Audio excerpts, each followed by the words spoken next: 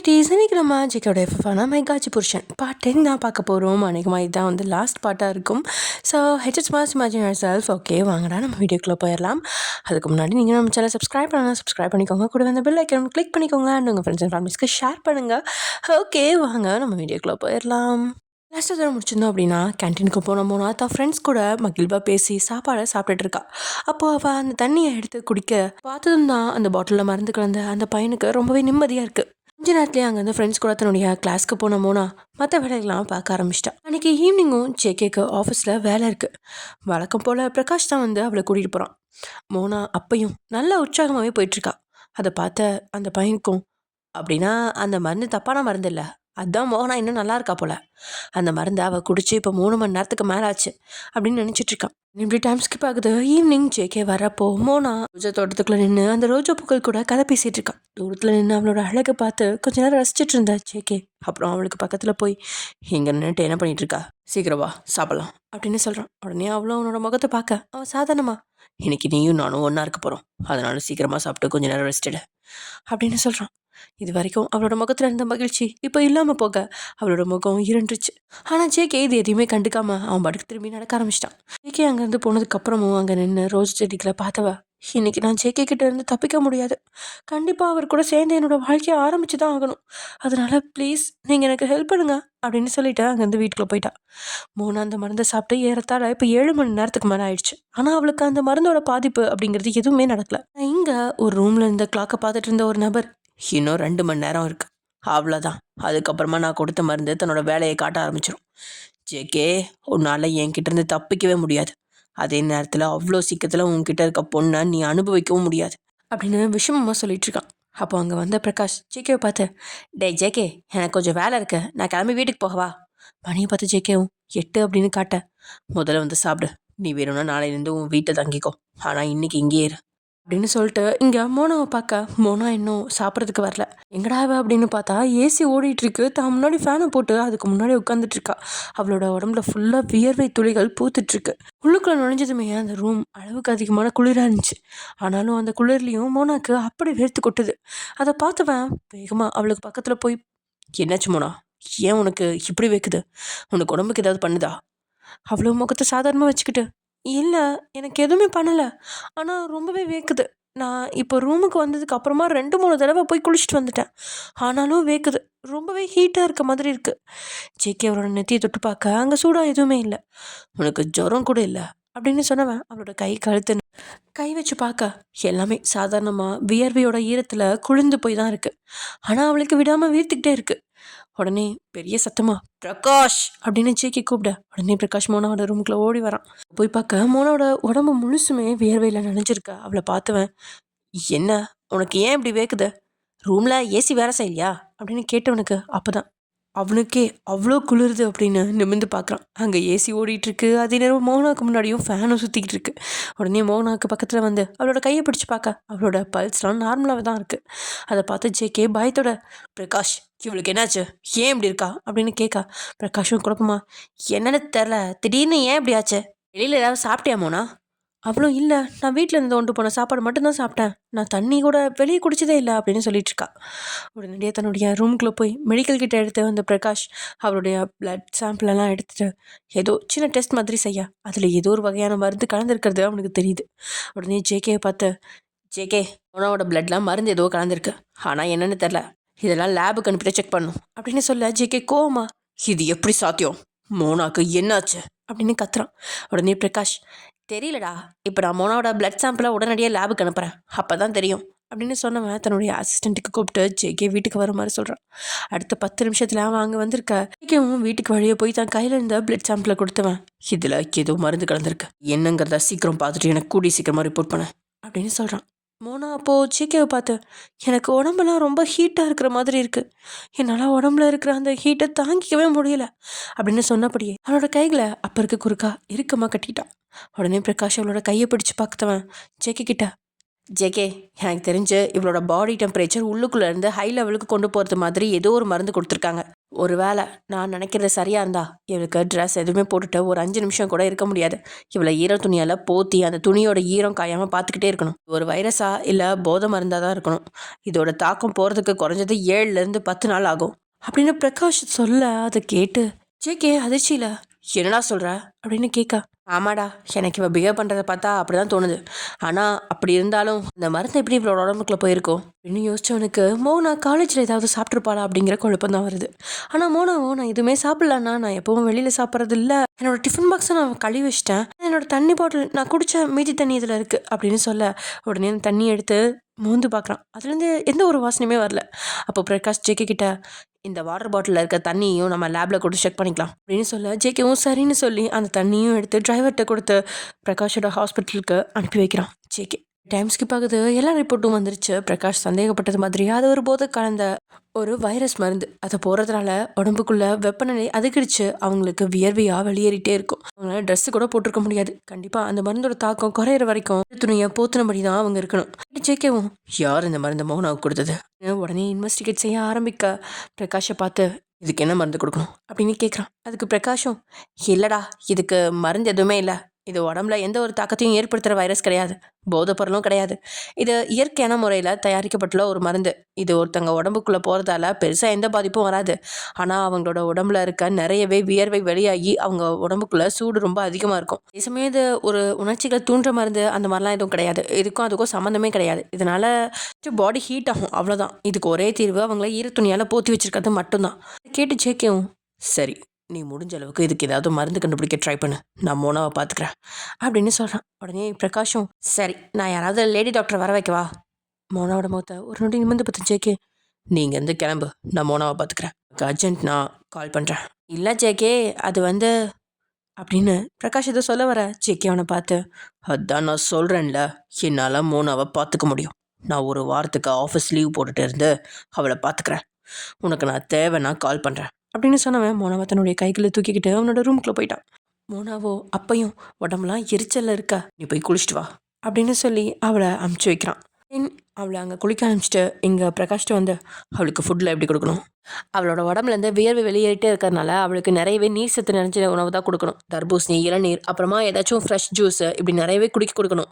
இது எல்லாத்துக்கும் மேலே அவளுக்கு நல்ல காய்கறிகளை ஸ்டீம் பண்ணி கொடுக்கணும். அவளோட உடம்புலேருந்து எவ்வளோ நீர் சத்து வெளியே போகுதோ அதுக்கு ஏற்ற அளவுக்கு கொடுத்துக்கிட்டே இருக்கணும். சரி, நான் அதெல்லாமே ஏற்பாடு பண்ணுறேன்.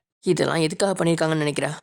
கொஞ்ச நேரம் யோசிச்ச பிரகாஷ், எனக்கு தெரிஞ்சு நீ மோனாவை என்ன காரணத்துக்காக உன் கூட வச்சிருக்காங்கிறத தெரிஞ்சுக்கிட்டு நீ அவளை நெருங்கக்கூடாதுங்கிறதுக்காக தான் இதை பண்ணியிருக்காங்க போல. அதை கேட்டு ஜேகே குழப்பமா, இப்போ நீ என்ன சொல்ல வர? இல்லை, அவள் இந்த நிலமையில இருக்கிறப்ப அவளோட உடம்புல எனர்ஜி ரொம்ப கம்மியாக இருக்கும். அதே நேரத்தில் இப்படியான சுச்சுவேஷனில் உன்னால் கூட ரிலேஷன்ஷிப்பில் இருக்க முடியாது.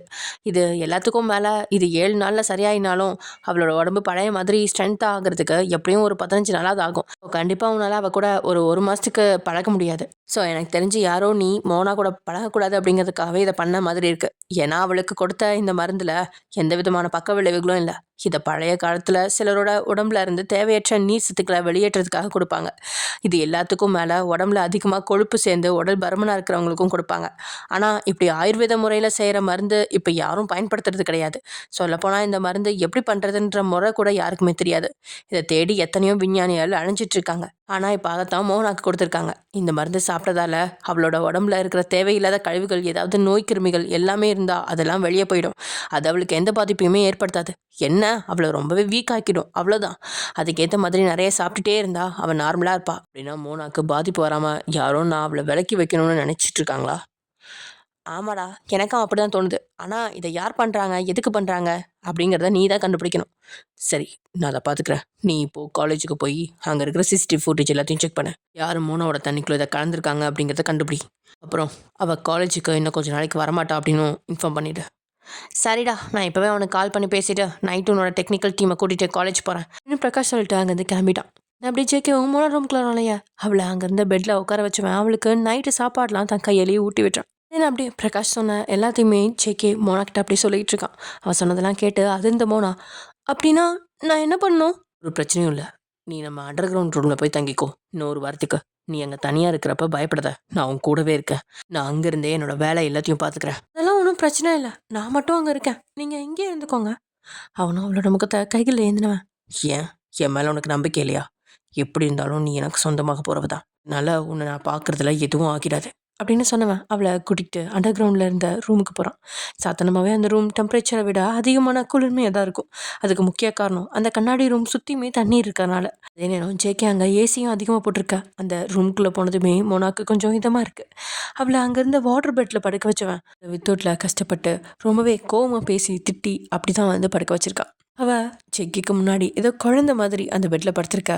அவளுக்கும் அவனை பார்க்கவே அவ்வளோ கூச்சமாக தான் இருக்குது. அவளோட நிலையை பார்த்தவன் தான் கையில் இருந்த தண்ணியில் நனைச்சி ஒரு வெள்ளை துணியை எடுத்து அவன் மேலே போர்த்தி விட்டுட்டு, இதோட ஈரம் காய காய மறுபடியும் ஈரப்படுத்தி உன் மேலே போட்டுகிட்டே இருந்தா எல்லாமே சரியாயிடும் அப்படின்னு சொன்னவனுக்கு எப்பயுமே அவளை பார்த்தாலே அதை அடைஞ்சிடணும் அப்படின்னு நினச்சிட்டு இருக்கவனுக்கு அப்படி பார்த்துமே எந்த உணர்வுமே வரல. சீக்கிரமாக குணமடையணும், ரொம்ப நாள் தான் கூட ஹாப்பியாக வாழணும் அப்படின்ற எண்ணம் மட்டும்தான் அவனோட மனசு முழுசுமே நிறைஞ்சிருக்கு. அவனோட கண்களில் கொஞ்சம் கூட தாபம் இல்லை. அவனோட பார்வையில் கனிவும் பாசமும் அவன் மேலே இருந்த அக்கறையும் மட்டும்தான் நிறைஞ்சிருக்கு. பிரகாஷும் அவளுக்கு பாடி ஹீட் தெரியாமல் தூக்கம் வரணும் அப்படின்னு ஒரு மாத்திரையை கொடுத்துருக்கா. கொஞ்ச நேரத்துலேயே அவள் தூங்க ஆரம்பிச்சிட்டா. ஜேகே தான் அவளுக்கு பக்கத்தில் இருந்து ஒவ்வொரு அரை மணி நேரத்துக்கு ஒரு தடவையும் ஜேகே ஒரு டவலை தண்ணியில் நினச்சி அகைன் போட்டுட்ருக்கான். நினைவுகள் ஃபுல்லாமே பிரகாஷ் சொல்லிட்டு போன அந்த வார்த்தைகள்லேயே நினச்சி நிற்கிது. மோனா வந்ததுக்கப்புறம் நடந்த நிகழ்வுகளை நினச்சி பார்க்க அவனுக்கு குழப்பமாக இருக்குது. நான் ஒரு பொண்ணு கூட நெருங்கக்கூடாதுன்னு நினைக்கிறாங்களா, இல்லை மோனாக்கு எதுவும் ஆகிடக்கூடாதுன்னு நினைக்கிறாங்களா அப்படிங்கிற கேள்வி தான் இப்போது அவனோட மனசில் அதிகமாக இருக்குது. இன்னைக்கு அவனுக்கு யாரோ ஒருத்தங்க மருந்து கொடுத்துருக்கா. வேற ஒரு கும்பல் அவனை வீட்டுக்கு போக விடாத ஹோட்டல்லையே போய் பூட்டி வச்சுட்டாங்க. இப்போது குறைஞ்சது 1 மாத காலமாவது அவன் மோனாவை நெருங்கக்கூடாது அப்படிங்கிற காரணத்துக்காக அவளுக்கு மாத்திரை கொடுத்துருக்காங்க. இப்படி பார்க்கல அந்த எதிரி யாருக்கான எதிரி அப்படிங்கிறது அவனுக்கு குழப்பத்தை கொடுக்குது. அப்புறம் அவனோட மனசோ, நான் ஒரு சாதாரண குடும்பத்து பொண்ணு, அதுவும் அவளோட குடும்பத்தில் அவளை யாருக்குமே பிடிக்காது. அவளோட அம்மா இறந்ததுக்கப்புறமா அந்த மாணிக்கம் கூட அவன் மேலே அக்கறை வச்சிருக்கல. அப்படி ஒரு வேளை அவருக்கு மோனா மேலே அக்கறை இருந்திருந்தா கண்டிப்பாக அவர் வெளிநாட்டில் இருந்து வந்ததுக்கப்புறம் மோனாவை தேடி வந்திருப்பார். இப்படி பார்க்குறப்ப இந்த எதிரிங்க யாரும் மோனாவோட எதிரிங்க போல தெரில. இது எல்லாத்துக்கும் மேலே மோனா அவரோட பொண்ணுங்கிறது யாருக்குமே தெரியாது. ஒரு வேளை மாணிக்கத்தோட எதிரிங்க யாராவது இருந்தால் இப்போ அவரோட பொண்ணுன்னு இந்த உலகத்துக்கே தெரிஞ்சிருக்க திவ்யாவை தான் காயப்படுத்தணும் அப்படின்னு நினச்சவனுக்கு இருக்க எதுக்குமான காரணமே அவனுக்கு புரியல. அவனோட எண்ணங்கள் திடீர்னு நரசிம்மவர்மாவை நோக்கி போகுது. அவர் கூட எனக்கு நிறையவே வேலை கொடுத்து என்னை மோனா கிட்ட இருந்து பிரித்து தானே வச்சுருந்தாரு அப்படின்னு ஒரு நொடி நினச்சவனுக்கு அப்புறம் இல்லை, அவர் என்னோட டேலண்ட்டை பார்க்கணுங்கிறதுக்காக தான் பக்கத்தில் வச்சுருந்தார். அவர் எனக்காக நிறைய திட்டங்களை கொடுத்துருக்காரு. அப்படி பார்க்குறப்ப அவருக்கும் இதுக்கும் சம்மந்தம் இருக்காது. இது எல்லாத்துக்கும் மேலே அவருக்கும் மோனாவுக்கும் என்ன சம்மந்தம்? அவர் உலகத்திலே மிகப்பெரிய பிஸ்னஸ்மேன். அவருக்கு இருக்கிற இந்த அதிகாரம் அந்தஸ்துக்கெலாம் இந்த மோனா யாருன்னு கூட அவருக்கு தெரிஞ்சிருக்காது. அப்படி எனக்காக மோனாவை காயப்படுத்த நினைக்கிறவங்க கண்டிப்பாக மோனாவை ஏதாவது பண்ணி கஷ்டப்படுத்த தான் நினைப்பாங்க. இப்படி மோனாவை என்கிட்ட இருந்து தள்ளி இருக்க வைக்கணும்னு நினைக்க மாட்டாங்க அப்படின்னு நினச்சிட்டு இருந்தவனுக்கு தனக்கு வந்திருக்கிற அந்த புதிய எதிரி யார் அப்படிங்கிற சிந்தனை தான் சுரண்டுட்ருக்கு. இங்கே பிரகாஷும் சிசிடிவி ஃபுட்டேஜ் வழியா யார் அவளோட தண்ணி பாட்டிலில் அந்த மருந்து கலந்துருப்பாங்க அப்படின்னு பார்த்துட்ருக்கான். ஆனால் அவனுக்கு கொஞ்சம் கூட ஒரு ஐடியாவே இல்லை. ஏன்னா அந்த பையன் வாட்டர் பாட்டில் வாங்கி கொடுத்தது மட்டும்தான் தெரியுது. எதுவுமே மோனாவோட ஃப்ரெண்டு பிரியங்காவுக்கு தான் வாங்கி கொடுத்துருக்கான். ஆனால் அதுலேயும் அவன் எதுவுமே கலந்து கொடுக்குற மாதிரி தெரில. ஆக்சுவலி அது கேன்டு வாட்டர் பாட்டில், அதில் யாரும் அவ்வளோ சீக்கிரம் கலந்துருக்க மாட்டாங்க. அப்படி கலந்தால் அது எல்லாத்துக்குமே போய் சேரும், யாருக்கு போய் சேருதுன்னு தெரியாது. ஸோ அதனால் இப்படி கண்டிப்பாக யாரும் பண்ணியிருக்க மாட்டாங்க அப்படின்னும் பிரகாஷ்க்கு தோணுது. அண்ட் அதுவும் இல்லாமல் அந்த வாட்டர் பாட்டில் இருக்க தண்ணியை இங்கே பிரியங்காவும் மோனாவும் 2 பேருமே குடிச்சிருக்காங்க. அப்படி இருக்கப்போ பிரியங்காவுக்கு எதுவும் ஆகலை, மோனாவுக்கு மட்டும்தான் அப்படி இருக்குது. அப்படிங்கிற பட்சத்தில் அந்த அந்த பையன் வாங்கி கொடுத்த வாட்டர் பாட்டிலில் எந்த பிரச்சனையும் இல்லை அப்படின்னு பிரகாஷ்க்கு தோணுது. ஆனால் இந்த பையன் கலந்தது மோனாவோட டேரெக்டான வாட்டர் பாட்டிலில் தான் கலந்துருப்பான். ஸோ அது இவங்களுக்கு தெரியாதனால தான் இப்போ பிரச்சனையே. ஆனால் அவன் கலந்தப்போ சிசிடிவி ஃபுட்டேஜ் இல்லாத இடத்துல கலந்துருப்பான். அட்லாஸ்ட் இவங்களுக்கு எந்த ஒரு க்ளூவுமே கிடைக்கல. ஜேகே அந்த ரூமுக்குள்ளே இருந்தபோது அங்கே அவனுக்கு ஏதோ அமெரிக்காவில் வின்டர் சீசனில் இருக்கிற மாதிரி அவ்வளோ குளிராக இருக்குது. ஆனால் மோனா எந்த ஒரு குளிருமே உணராமல் நிம்மதியாக தூங்கிட்டுருக்கா. அப்போது அவளோட நெத்தியில் அங்கங்கே வியர்வை துளிகள் வந்துட்டுருக்கு. அவ்வளோ நேரமும் அவளை அன்பை பார்த்துட்டு இருந்தவனோட பார்வை இப்போது அவர் மேலே கொஞ்சம் ஒரு மாதிரி பார்க்குது. அந்த ரூமோட அதிகப்படியான குளிர் அவனுக்கு மோனாவை நெருங்கணும் அப்படின்னு உணர்வை கொடுத்துட்ருக்கு. அப்படியே பார்த்துட்டு இருந்தவன் திடீர்னு அப்பரில் கை வைக்க என் வாய் வைக்கன்னு ஏதோ பண்ணிகிட்ருக்கான். மோனாவும் மருந்தோட வீரியத்தில் இது எதுவுமே அறியாமல் தன்னை மறந்து ஆழ்ந்து தூங்கிட்டுருக்கான். இப்படியே ஜேகே கொஞ்ச நேரம் பசியாறினவன் மறுபடியும் மோனாவோட உடம்புலேருந்து வியர்வை துளிகள் பூத்துக்கிட்டு வர மறுபடியும் துணியை தண்ணி நினச்சி போர்த்தி விட்டுறான் அவளுக்கு. அந்த நொடி கூட அவனோட மனசில் அவளை லேசாக சீண்டணும் அப்படிங்கிற எண்ணம் மட்டும்தான் இருந்துச்சு. அவளை முழுசாக ஆக்கிரமிச்சு தன்னவளாக்கணும் அப்படிங்கிற எண்ணம் ஏனோ அவனுக்கு தோணவே இல்லை. ஒருவேளை இந்த மருந்து கொடுத்தவங்களோட எண்ணமும் அதுவாக தான் இருக்கோ என்னவோ. கண்டிப்பாக இந்த மருந்தோட தாக்கத்தால் வர பின்விளைவுகளை பற்றி அவங்க நல்லா தெரிஞ்சு வச்சுருப்பாங்க. இந்த மாதிரி ஏற்படுற பாதிப்புக்கு எப்படி சிகிச்சை அளிக்கணும் அப்படிங்கிறதையும் அவங்க அறிஞ்சிருப்பாங்க. அப்படி அவங்க மோனாக்கும் ஜேகேக்கும் இருக்கிற உறவை தெரிஞ்சு வச்சிருந்ததால தான் அவன் முன்னாடி 10 நாட்களுக்கு இப்படி அவள் வித்தவுட்டில் இருக்கா. அதை பார்த்தே அவள் வேணும் அப்படிங்கிற நினப்ப அவன் கைவிட்டுருவான் அப்படின்னு நினச்சிட்டு இருக்காங்களோ என்னவோ. அதே நேரத்தில் இங்கே ஒரு ரூமில் மோனோட ஃபோட்டோ ஒரு கையிலையும் ஜேகேயோட ஃபோட்டோவை இன்னொரு கையிலையும் வச்சுட்டு இருந்த ஒரு நபர் அந்த ஃபோட்டோக்களோட பேசியிருக்கான். ஜேகே, நீ அவ்வளோ சீக்கிரத்தில் அந்த பொண்ணை அடைஞ்சிட முடியாது. கண்டிப்பாக நீ அவளை விட்டு தூரம் விலகித்தான் இருக்கணும். இந்த 10 நாளும் அவளை நீ எந்த கோலத்தில் பார்த்துட்ருக்கங்கிறது எனக்கு நல்லாவே தெரியும். ஒரு விஷயம் நம்ம கண்ணு முன்னாடி மறைஞ்சிருக்கிறப்ப தான் அது மேலே நமக்கு ஆசை வரும். இப்போ அவள் உனக்கு கண்ணு முன்னாடியே விருந்தாக கிடச்சிட்ருக்கா. அதை பார்த்து ஒரு கட்டத்துக்கு மேலே உனக்கு அவள் வேணுன்ற எண்ணமே இல்லாமல் போயிடும். அதுதான் எனக்கு தேவை அப்படின்னு சொல்லிட்டு இருக்கான். அப்புறம் மோனாவோட ஃபோட்டோவை பார்த்து, நீ சின்ன பொண்ணு, உன்னை காயப்படுத்தணுன்ற எண்ணம் எனக்கு இல்லை. என்னோட டார்கெட் ஜேகே மட்டும்தான். நீ அவன் வாழ்க்கையில் வந்ததால் என்கிட்ட மாட்டிக்கிட்ட. இதில் உனக்கு அவ்வளோ கஷ்டம் வராது. நீ இந்த மருந்து சாப்பிட்டது கூட உனக்கு நல்லது தான். உனக்கு எந்த ஒரு நோயுமே அவ்வளோ சீக்கிரத்தில் வந்துடாது. இது உன்னோட வாழ்நாள் பூரா நீ நல்லா இருக்கணும் அப்படிங்கிறதுக்காக ஒரு ஆன்டிபயோட்டிக் மாதிரி நீ நினச்சிக்கலாம் அப்படின்னு சொல்லிட்டு அவர் பாட்டுக்கு ஏதோ பேசிகிட்டு இருக்கான். ஜேகே மோனாவை நெருங்கக்கூடாது அப்படின்னு யாரோ ஒருத்தர் நினச்சிட்டு இருக்கா. அப்படி நினைக்கிறவங்க யார் அப்படின்ற குழப்பத்தில் ஜேகே மண்டையாக பிடிச்சிட்டு இருக்கான். இப்படி டைம் ஸ்கிப்பாக ஜேகே நைட்டு முழுசுமே சரியாக தூங்காமல் மோனாக்கு ஒவ்வொரு அரை மணி நேரத்துக்கும் ஒரு தடவை அந்த வெள்ளை துணியை தண்ணியில் நினச்சி போத்திட்டு இருக்கான். என்றைக்குமே யாருக்காகவும் இறங்கி இவ்வளோ வேலைலாம் செஞ்சது கிடையாது. ஆனால் இப்போ மோனாக்காக இவ்வளோ தூரம் இறங்கி வேலை செஞ்சிட்ருக்கிறது அவனுக்கே ஒரு புது அனுபவமாக இருக்குது. தூங்கிட்டு இருக்க மோனாவை பார்த்தபடியே, என்னடி பண்ண என்ன? நீ வந்த நிமிஷத்துலேருந்தே நானாவே இல்லை. ஒவ்வொரு நிமிஷமும் உன் பின்னாடி தான் என் மனசு வந்துக்கிட்டே இருக்கு அப்படின்னு சொல்லிட்டு இருக்கான் ஜேகே. ஏனோ அவனுக்கு அந்த நொடி கூட தனக்கு அவன் மேலே இருக்கிறது காதல் தான் அப்படின்னு சொல்ல முடியல. இவன் எப்படியே தூங்கிட்டு இருக்கும் மோனாவை பார்த்து பேசிகிட்டு இருக்கா. அந்த நேரத்தில் ஜேகேவோட பாடி கார்ட்ஸ் ஹெட் அவனுக்கு கூப்பிட்றான். அவன், சார், அன்னைக்கு அந்த ட்ரக்ஸ் கொடுத்தப்ப உங்களை ஹோட்டல் ரூமில் கொண்டுட்டு போய் அடைச்சி வச்சது பிரபாகரனும் அவனோட ஆட்களும். அதில் குழப்பமான ஜேகே, பிரபாகரனுக்கும் எனக்கும் பிஸ்னஸில் தானே பிரச்சனை இருக்குது. அவன் எதுக்கு இப்படியெல்லாம் பண்ணணும்? அவன் எதுக்காக என்னோட தனிப்பட்ட வாழ்க்கையில் வரணும்? அதை கேட்ட ஜேகேவோட பாடி கார்டு, தெரில பாஸ். ஆனால் உங்கள் டெக்னிக்கல் டீம் பிரபாகரனோட மொபைல் கால் ஹிஸ்ட்ரியை எடுத்து பார்த்ததில் அவருக்கு யாரோ ஒருத்தங்க அடிக்கடி ஃபோன் பண்ணிகிட்ருக்காங்க. அந்த ஆள் ஃபோன் பண்ண ஒவ்வொரு தடவையும் இந்த பிரபாகரன் உங்களோட வாழ்க்கைக்குள்ளே ஏதாவது ஒரு பிரச்சனையை கொடுத்துட்ருக்காரு. ஆனால் அது யார், என்ன நம்பர்னு அந்த கால் ஹிஸ்ட்ரியில் பார்க்க முடியல. ஏதோ ஒரு ப்ரைவேட் நம்பர்லேருந்து கால் வருது. அது ஒவ்வொரு தடவையும் ஒவ்வொரு நெட்வொர்க் ஒவ்வொரு நாட்டில் காட்டுட்ருக்கு. அதனால் நம்மளால் கண்டுபிடிக்க முடியல. அதை கிட்ட ஜேகே, சரி, பிரபாகரன் மேலே ஒரு கண் இருக்கட்டும். அவனை கூடிய சீக்கிரமாக நம்ம கஸ்டடியில் தூக்கணும். ஆனால் இப்போ வேணாம். எனக்கு ஒரு 10 நாள் டைம் வேணும். அது வரைக்கும் என்னால் வீட்டிலேருந்து வெளியே வர முடியாது அப்படின்னு சொல்லி வைக்கிறான் ஜேகே.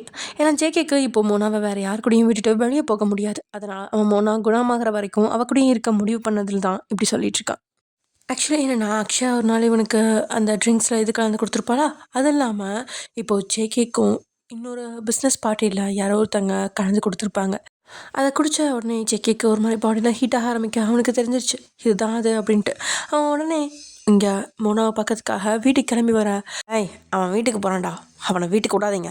அவன் வீட்டுக்கு மட்டும் போயிட்டான், அங்கே ஒரு பொண்ணு இருக்கு, அப்புறம் அவன் நினச்ச கரையை அந்த பொண்ணுக்கிட்ட தீர்த்துக்குவான் அப்படின்னு சொல்லி ஜேகேவை போகிற வழியிலே ஒரு ஹோட்டல் ரூமில் கொண்டு போய் அவனை அடைச்சி வச்சு வெளியில் லாக் பண்ணிட்டு போயிடுவாங்க.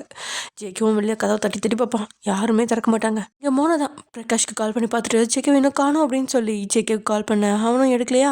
அதுக்கப்புறம் கொஞ்ச நேரம் கழிச்சு ஒரு தடவை ஜேகே அட்டன் பண்ணி அதில் ஒரு மாதிரி வேக மூச்சுக்கள் மட்டுமே அவளுக்கு கேட்க என்னடா பண்ணுறதுன்னு சொல்லி மறுபடியும் பிரகாஷ்க்கு கூப்பிட்டு பார்க்க பிரகாஷும் எடுக்க மாட்டான். சரி, ஓகே, வேறு வழி இல்லை, நம்ம தான் போய் ஜேகேவை பார்க்கணும், இல்லைன்னா அவனோட உயிருக்கே ஆபத்து அப்படின்னு பாடி கார்ட்ஸ்டையும் சொல்லி பாடி கார்ட்ஸ் கொஞ்சம் தயங்க, இல்லை பரவாயில்ல, அவர் ரொம்ப ஆபத்தில் இருக்காரு, வாங்க அப்படின்னு சொல்லி அவங்களையும் இழுத்துட்டு ஜேகேவோட லொக்கேஷன் நோக்கி போகிறாங்க. ஜேகே அன்னைக்கு மோனா கடத்தப்பட்டதுனால அதுலேருந்தே ஜேகேவோட லொக்கேஷன் மோனாவோட ஃபோனுக்கும் மோனாவோட லொக்கேஷன் ஜேகேவோட ஃபோனுக்கும் வர மாதிரி கனெக்ட் பண்ணி வச்சுருந்துருப்பான். அது இப்போ யாருக்கோ ஜேகேக்கு ஹெல்ப் ஆகிடுச்சு. ஸோ அப்படி போய் மோனா ஹெல்ப் பண்ண போகிறப்ப தான் ஜேகே அவளை பார்த்தோன்னே, நீ வெளில போ அப்படின்னு கத்திருப்பான். ஆனால் அவள் என்னாச்சுன்னு சொல்லிட்டு ஜெயக்கிட்டே போக சொக்காவெல்லாம் கிழிச்சு விட்டுட்டு பண்ணுறானே தெரியாமல் ரொம்பவே முரண நடந்திருப்பான். கொஞ்ச நேரத்துலேயே அவங்க எங்கே இருக்காங்க அப்படின்னு தெரிஞ்சுக்கிட்டு பிரகாஷும் அங்கே வர மோனா காப்பாற்றப்பட்டிருப்பான். ஏன்னா பிரகாஷ் வந்து ஜேகேக்கு அவனுக்கு அந்த இது களையிற மாதிரி ஊசி போட்டிருப்பான்.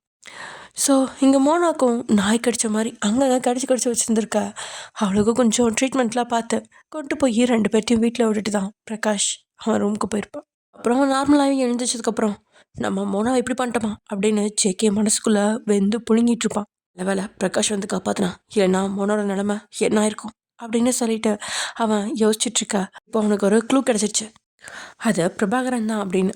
அதே சமயத்தில் நரசிம்மவர்மாவும் அந்த பார்ட்டியில் அவனுக்கு ட்ரக் கொடுத்தது யார் அப்படின்னு விசாரிக்க அது பிரபாகரன் அப்படின்னு தெரிஞ்சுது. இது மாதிரி மோனாவை கடத்தினதும் பிரபாகரன் ஆட்கள் கிடையாது, அது வேற யாரோ அப்படின்னும் அவருக்கு தெரிய வருது. இது என்ன, நான் ஒரு ஸ்கெட்சு போட்டா பிரபாகரன் இன்னொரு ஸ்கெட்சு போடுறான், நம்ம 2 பேருக்குமே தெரியாமல் இன்னொருத்த ஸ்கெட்சு போடுறான், அப்படின்னா இந்த ஜேகேவை சுற்றி இத்தனை பேர் தான் இருக்காங்க அப்படின்னு நினச்சிட்ருக்கார். அதே சமயம் இங்கே காலையிலேருந்து காலை சாப்பாடை சாப்பிட்டுட்டு மறுபடியும் படுத்த மோனா மதியத்துக்கு மேலே தான் தூக்கத்தில் நினைஞ்சிக்கிறான். அப்போ தனக்கு முன்னாடி இருந்த டேபிளில் ஜேகே ஆஃபீஸ் வேலையெல்லாம் செஞ்சிட்ருக்கிறத பார்த்தவ ஈஸாக சிரிச்சிட்டு அந்த பெட்டில் உட்காந்து அந்த வெள்ளை துணியால் நல்லா தானே க்ளோஸ் பண்ணிட்டு ஜேகேவை பார்த்துட்ருக்கா. தன்னை யாரோ குறுகுறுன்னு பார்த்துட்டு இருக்கிறத உணர்ந்த ஜேகே அவளோட பக்கம் திரும்ப அவள் சட்டுன்னு கீழே குடிஞ்சிக்கிட்டா. என்ன எலும்பிட்டியா அப்படின்னபடியே அவளுக்கு பக்கத்தில் போனவன் அவளை தொட்டு செக் பண்ணி பார்க்க அப்பையும் அவளோட உடம்புல வியர்வை துளிகள் வந்துக்கிட்டே இருக்கு. அவளுக்கு ரொம்பவே சோர்வாக இருக்கா. அங்கே வெட்டி வச்சிருந்த இளநீர் எடுத்து அவளுக்கு குடிக்க கொடுக்குறான். நீ குளிக்க போறியா அப்படின்னு கேட்குறான். மோனா காலையிலேயே 2 தடவைக்கு மேலே குளிச்சிட்டா. ஆனாலும் அவளுக்கு அப்போது குளிக்கணும் அப்படிங்கிற மாதிரி இருக்கா. ஆமாம் அப்படிங்கிற மாதிரி தலையசிக்கிறான். குடிட்டு பாத்ரூம்க்கு கொண்டு போய் விட்டுட்டு வந்துடலாம் அப்படின்னு யோசிச்சவன் ஏதோ நினச்சவனா அங்கே இருக்க ஸ்விம்மிங் பூலை பார்க்குறான். அண்டர் கிரவுண்டில் சுற்றி வாட்டர் தான் நிரப்பப்பட்டிருக்கிறதுனால அந்த பூலில் இருக்க தண்ணி ரொம்பவே சில்லுன்னு இருக்கும். அவளை கூட்டிகிட்டு போய் அந்த நீச்சல் குளத்தில் குளிக்க வைக்கலாம் அப்படின்னு நினச்சவன் வா நம்ம அந்த ஸ்விம்மிங் பூலில் போய் குளிக்கலாம் அப்படின்னு சொல்கிறான். அவள் கொஞ்சம் தயக்கமாக பார்க்க அவனும் அவன் நெத்தியில் முத்தவனை கொடுத்துட்டு நேற்றுக்கு ராத்திரியிலேருந்து இப்போ வரைக்கும் உன்னை இப்படி வித்தோட்டில் தான் நான் பார்த்துட்ருக்கேன். ஒவ்வொரு அரை மணி நேரத்துக்கு ஒரு தடவையும் நான் உன்னை பார்த்துட்டு தான் இருக்கேன். அதனால் என்கிட்ட எந்த கூச்சமும் உனக்கு வேணாம். ஜேகே அந்த துணியை நினச்சி பார்த்து போடுறான்ல அதை சொல்கிறான். அவன் அப்படி சொன்னாலும் அவளுக்கு ரொம்பவே கூச்சமாக தான் இருக்குது. அவளுக்கு பக்கத்தில் வந்தவன் அவளை அப்படியே கைகளில் தூக்கினபடியே அந்த கண்ணாடி ரூமில் இருந்த சின்ன கதவை திறந்துக்கிட்டு வெளியே போகிறான். மோனா ஜேகேயோட கழுத்தை நல்லா கட்டிக்கிட்டு அவன் காது பக்கத்தில் குடிஞ்சு I love you so much JK அப்படின்னு சொல்கிறான். அதில் அவன் அதிர்ந்து போய் அவளை பார்க்க அவ்வளோ லேசாக சிரிச்சபடியே இங்கே இவ்வளோ பாசமாக பார்த்துக்கிறதுனால தான் சொல்கிறேன். நான் எப்போவுமே என்னோடய அம்மா கிட்ட ஐ லவ் யூ சொல்லிட்டு தான் இருப்பேன். அதே போல் தான் உங்களுக்கும் சொன்னேன் அப்படின்னு சமாளிக்கிறான். அதுக்கு மேலே அவனும் அவகிட்ட எதுவுமே கேட்காம அப்படியே அவளை தூக்கிட்டு ஸ்விம்மிங் பூலில் விட்டவன் அவனும் ஷார்ட்ஸ் போட்டுட்டு அந்த காலத்துக்குள்ளே இறங்குறான். அந்த தண்ணி அவ்வளோ சில்லுன்னு இருக்க மோனாவோட உடம்புல இருந்த சுட்டுக்கு அது சாதாரணமாக தான் தெரியுது. ஆனால் அதுக்குள்ளே இறங்கின ஜேகேக்கு தான் பயங்கரமான நடுக்க எடுக்க ஆரம்பிச்சிச்சு. மோனாக்கு நீச்சல் தெரியும், அதனால் அவள் வேகமாக நீச்சல் அடிச்சிட்டு இருக்கா. அவளுக்கு நீச்சல் தெரியும் அப்படிங்கிறதே ஜேகேக்கு இப்போ தான் தெரியுது. அவ்வளோ ரொம்பவே வேகமாக நீச்சல் அடிச்சிட்டு இருக்கிறத பார்த்து ஆச்சரியம் அடைகிறான். நிஜமாவே இவ ரொம்ப டேலண்டான பொண்ணு தான், இவக்குள்ள நிறைய திறமை இருக்கா அப்படின்னு மனசுக்குள்ள நினச்சவன் தானும் அங்கே கொஞ்ச நேரம் நீச்சல் அடிக்க ஆரம்பிச்சிட்டான். அந்த தண்ணியோட குளிர் அதிகமாக இருக்கா, அதுக்கு மேலே அந்த நீச்சல் குளத்தில் இருக்கவே முடியல. ஆனால் மோனா சர்வசாதாரணமாக அந்த குளிர்ந்த நீருக்குள்ளே நீச்சல் அடிச்சிட்டு இருக்கா. அப்போது ஜேகே கொஞ்சம் நீருக்குள்ளே மூழ்கி நீச்சல் அடிக்கலாம் அப்படின்னு போக அதான் அவன் நீருக்கடியில் போய் நீச்சல் அடிக்கும்போது மோனாவை பார்க்குறான். அவன் நீச்சல் அடிக்கிற அழகை நீருக்கடியில இருந்து பார்த்துட்டு இருந்தவனுக்கு அவளோட ஒவ்வொரு அங்க அசைவும் அந்த குளிர்ந்த நீர்லையும் அவனை சூடாக்குது. அவன் மோனா இருக்கிற இடத்துக்கு போனவன் அவளை இறுக்கமா அணைச்சிட்டான். தன்னை திடீர்னு ஒருத்தங்க வந்து கட்டி அணைச்சதும் ஒரு நொடி அது இந்த மோனா திரும்பி பார்க்க அங்கே ஜேகே கண்களில் ஒரு மாதிரி பார்வையோட அவளை பார்த்துட்டு இருக்கான். அது அவளுக்குள்ள ஒரு நடுக்கத்தை வரவழைக்குது. தண்ணி கடியில் ஜேகேயோட கைகள் அங்கே மெஷர்மெண்ட் எடுத்துட்டு இருக்கா. மோனாக்கு ரொம்பவே கூச்சமாக இருக்கு. அவ்வளோ எலும்பாத குரலை ஜேகே அப்படின்னு கூப்பிட்டா அவளோட அந்த எலும்பாத குரலை அவனுக்கு இன்னும் ஒரு மாதிரி தாட்ஸை அதிகப்படுத்த என்னதான் அவள் சின்ன பொண்ணு அப்படின்னு இருந்தாலும் எனக்கும் அவன் செய்கிற காரியத்தினால தாட்ஸ்லாம் நிறைய வர ஆரம்பிக்குது. ஜேக்கவும் அவனுக்கு எப்பயுமே பிடிச்ச விளையாட்டை அவன் அப்பரில் ஆரம்பிக்க இல்லை தன்னை மறக்க ஆரம்பிச்சிட்டான். முன்னாடிலாம் அவன் என்னால் பண்ணியிருப்பானோ அப்படிங்கிற பயத்தில் இருந்தவ இந்தளவுக்கு இதையுமே உணர்ந்தது கிடையாது அந்த பயத்தில். ஆனால் இன்னைக்கு ஜேகேவை அவள் லவ் பண்ணுறா. அவளுக்கு அவனை பிடிச்சிருக்கு அப்படிங்கிறதுனால அவளுக்கு இது ஒரு மாதிரி நல்லா தான் இருந்துச்சு. அதே சமயம் இதுக்கு மேலே அவன் அடுத்த இடத்துக்கு போக மாட்டான் அப்படிங்கிற நம்பிக்கையும் அவகிட்ட முழுசாக இருந்ததுனால அவனால் அவள் தன்னையே மறக்க ஆரம்பிச்சிட்டான். அவளும் ஒரு பொண்ணு தானே, அவளுக்கும் வெக்கம் மடம் ஞானம் எல்லாம் இருக்குதானே. அந்த மாதிரி தான் அவளும் கொஞ்சம் கொஞ்சமாக கரைஞ்சிக்கிட்டு இருக்கா. தன்னை மறந்து வேற ஒரு உலகத்தில் சஞ்சரிச்சிட்டு இருக்கா. ஸ்விம்மிங் பூலில் அவ்வளோ கூலிங்கான வாட்டரில் தண்ணிக்குள்ளே இருக்கிறதுக்கு அவளுக்கு அவ்வளோ பிடிச்சிருக்கு. அவ்வளோ நேரம் அந்த தண்ணியில் அப்பரில் விளையாண்டுட்டு இருந்த ஜேகேயோட கைகள் மெதுவாக லோயருக்கு போக அப்போதான் இந்த உலகத்துக்கு வந்த மோனாவும் டக்குன்னு விளக்க முயற்சி பண்ணுறா. அவள் தண்ணியில் கொஞ்சம் குறைவாக இருந்த இடத்துல தான் நின்றுட்டு இருக்கிறதுனால இதோட தலையும் தண்ணிக்கு மேலே இருக்கு. அப்போ ஜேகே அவளோட காது மடலில் பட்டும் படாமல் முத்தத்தை கொடுத்தவன் ப்ளீஸ் என்னை விட்டு தள்ளி போகாதா அப்படின்னு சொல்கிறான். அதுக்கு அவனோட குரல் ஏதோ செய்ய கொஞ்சம் பதட்டமா எனக்கு பயமாக இருக்குது அப்படின்னு சொல்கிறான். காதில் மூச்சு கத்துப்படுற அளவுக்கு நெருங்கி பயப்படாத நான் இருக்கேன்ல, உனக்கு எதுவும் ஆகாது, கண்டிப்பாக நான் உன்னை எதுவும் பண்ண மாட்டேன், ஆனால் இப்போ கொஞ்சம் கோஆப்ரேட் பண்ண. அவளும் கொஞ்சம் தயக்கமா ஜேகே அப்படின்னு சொல்ல அவள் அடுத்த வார்த்தை பேச முடியாத அளவுக்கு அவள் லிப்பில் கிஸ் கொடுக்குறான் ஜேகே. தென் அப்படியே விளையாட்டை கண்டினியூ பண்ணுறான் லவரில். இந்த விளையாட்டு புதுசாக இருக்கிற மாதிரி மோனாக்கு தெரிய அவளும் கண்ணை மூடி அந்த விளையாட்டை ரசிச்சிட்டு இருக்கா. இங்கே ஜேகேக்கோ அவளுக்கு தான் கூட வாழ்க்கையை ஸ்டார்ட் பண்ணும் அப்படின்ற தயக்கத்தை போக்கணும் அப்படின்ற எண்ணமும் அவனோட தாட்ஸ் எல்லாம் மீறி வந்துருக்கு. ஜேகே அவளோட கண்களை பார்க்க அவளோ தன்னை மறந்து ஒரு மோன நிலையில் இருக்கா. அவளால் அந்த நிலையில் வாய் விட்டு கூட எதுவுமே சொல்ல முடியல. ஏன்னா அவளோட லிப்ஸ் ஜேகே அவளால் லாக் பண்ணப்பட்டிருக்கு.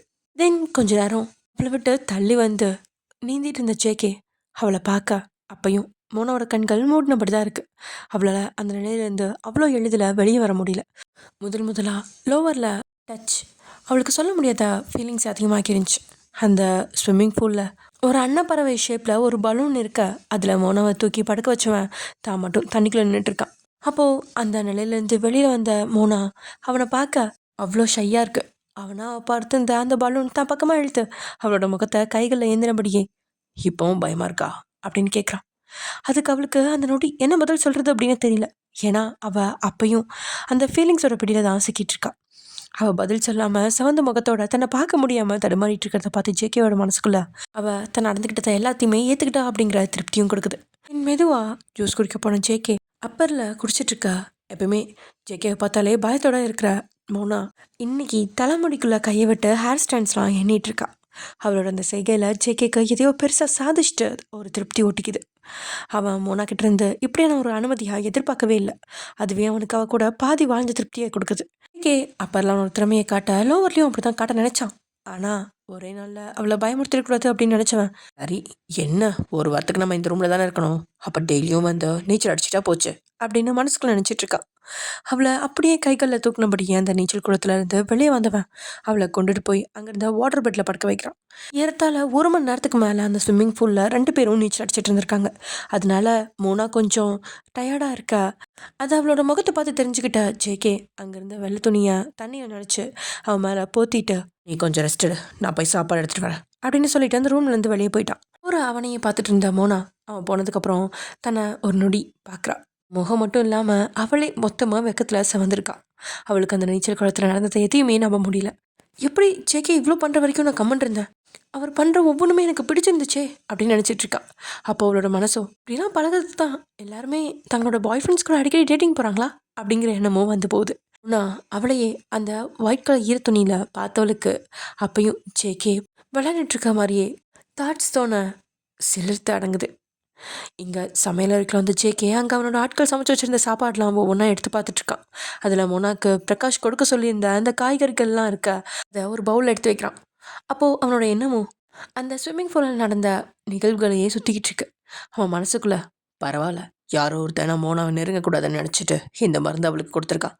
அது கூட ஒரு வகையில் நல்லது தான். அந்த மருந்து தான் அவளை நெருங்கி போகிறதுக்கு வழிவகுக்குது. சாதாரணமாக அவகிட்ட போனாலே பயந்து நடுங்கிறவ இன்னைக்கு நான் அவளை மட்டும் இல்லை அவளோட அப்படி விளையாண்டுட்டு நீச்சல் அடிச்சிட்டு இருந்தேன். இந்த வாழ்க்கையோட பாதியை காட்டினதுக்கப்புறமும் அதை அவள் ரசிச்சுட்டு அமைதியாக தான் இருந்தா. இது எல்லாத்துக்குமே நான் அந்த மருந்து கொடுத்தவனுக்கு தான் நன்றி சொல்லணும் அப்படின்னு நினச்சிட்டு இருக்கான். அந்த ரூமில் தன்னுடைய கையில் ஜேகேயோட ஃபோட்டோவை வச்சு பார்த்துட்டு இருந்த அந்த நபரும் ஜேகே நான் உன்னை மோனா கிட்டேருந்து பிரித்து வச்சுட்டேன், இதுக்கு மேலே நீயா நினச்சாலும் அவ்வளோ நாள் நெருங்க முடியாது அப்படின்னு சொல்லிட்டு இருக்கான். பாவம் அவனுக்கு தெரியல ஜேகே மோனா கிட்ட தான் நினச்சதில் பாதி கட்டத்தை தாண்டிட்டான் அப்படிங்கிறது. இன்னைக்கு மோனா இந்த ஃபீலிங்ஸில் வாழ்க்கையை ஆரம்பிக்க நினச்சிருந்தாலும் கண்டிப்பாக சமைச்சிருப்பா.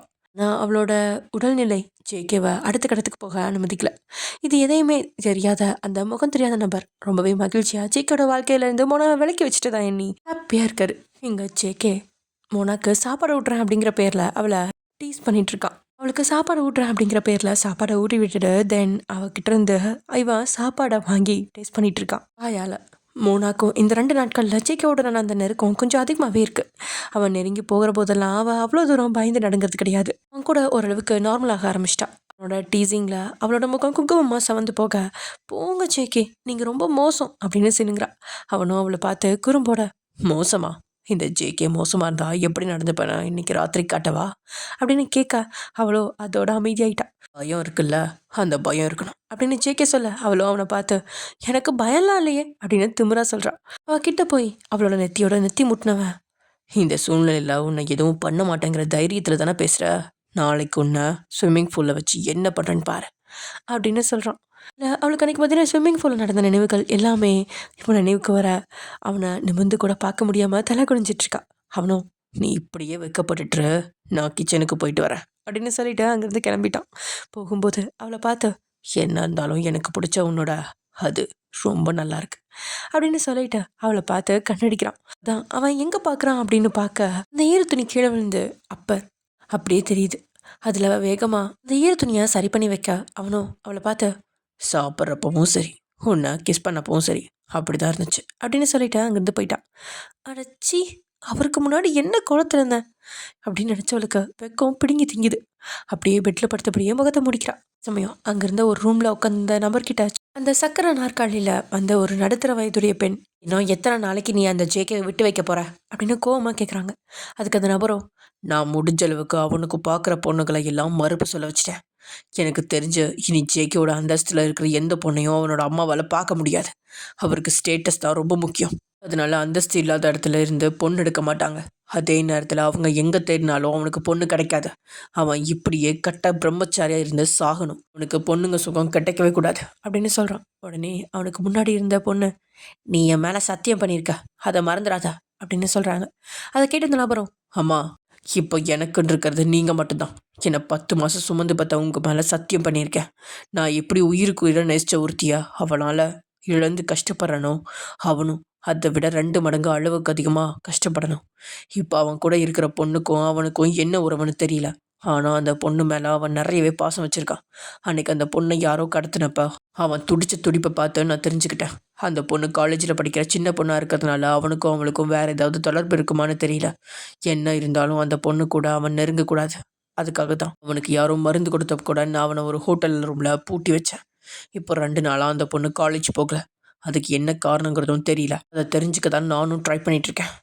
சரிடா, நீ அவனை எந்த பொண்ணும் நெருங்காமல் இருக்கிறத போல பாரு. இல்லை அது உன்னால் முடியலன்னா அவனால் எந்த ஒரு பொண்ணு கூடயும் சந்தோஷமாக இருக்க முடியாத அளவுக்கு அவனோட பாதிக்கிற அளவுக்கு அவனுக்கு குழந்தை பிறக்காத அளவுக்கு ஏதாவது மருந்து கொடுத்துரு அப்படின்னு சொல்கிறாங்க. அதை கேட்டது அப்புறம், அம்மா சூப்பரான ஐடியா சொல்லியிருக்கீங்க. நான் இந்த நிமிஷத்துலேருந்து இதை பண்ணுற வேலையை பார்க்குறேன். அவனை சுற்றி 1000 பொண்ணுங்க இருந்தாலும் அவனால் ஒருத்தியை கூட நெருங்க முடியாத மாதிரி பண்ணுறேன்.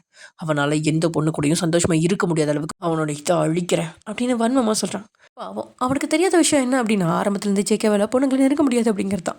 இது எல்லாத்துக்கும் மேலே அவன் நெருங்கக்கூடிய இருக்கிற பொண்ணுங்க விரல் விட்டு எண்ணக்கூடியதாக இருக்கும். அதில் அவனோட இருக்கிறவன் மோகனா மட்டும்தான். அவன் நினைக்கிற அளவுக்குலாம் ஜேகே ஒன்றும் ப்ளே பாய் மாதிரியான் கிடையாது.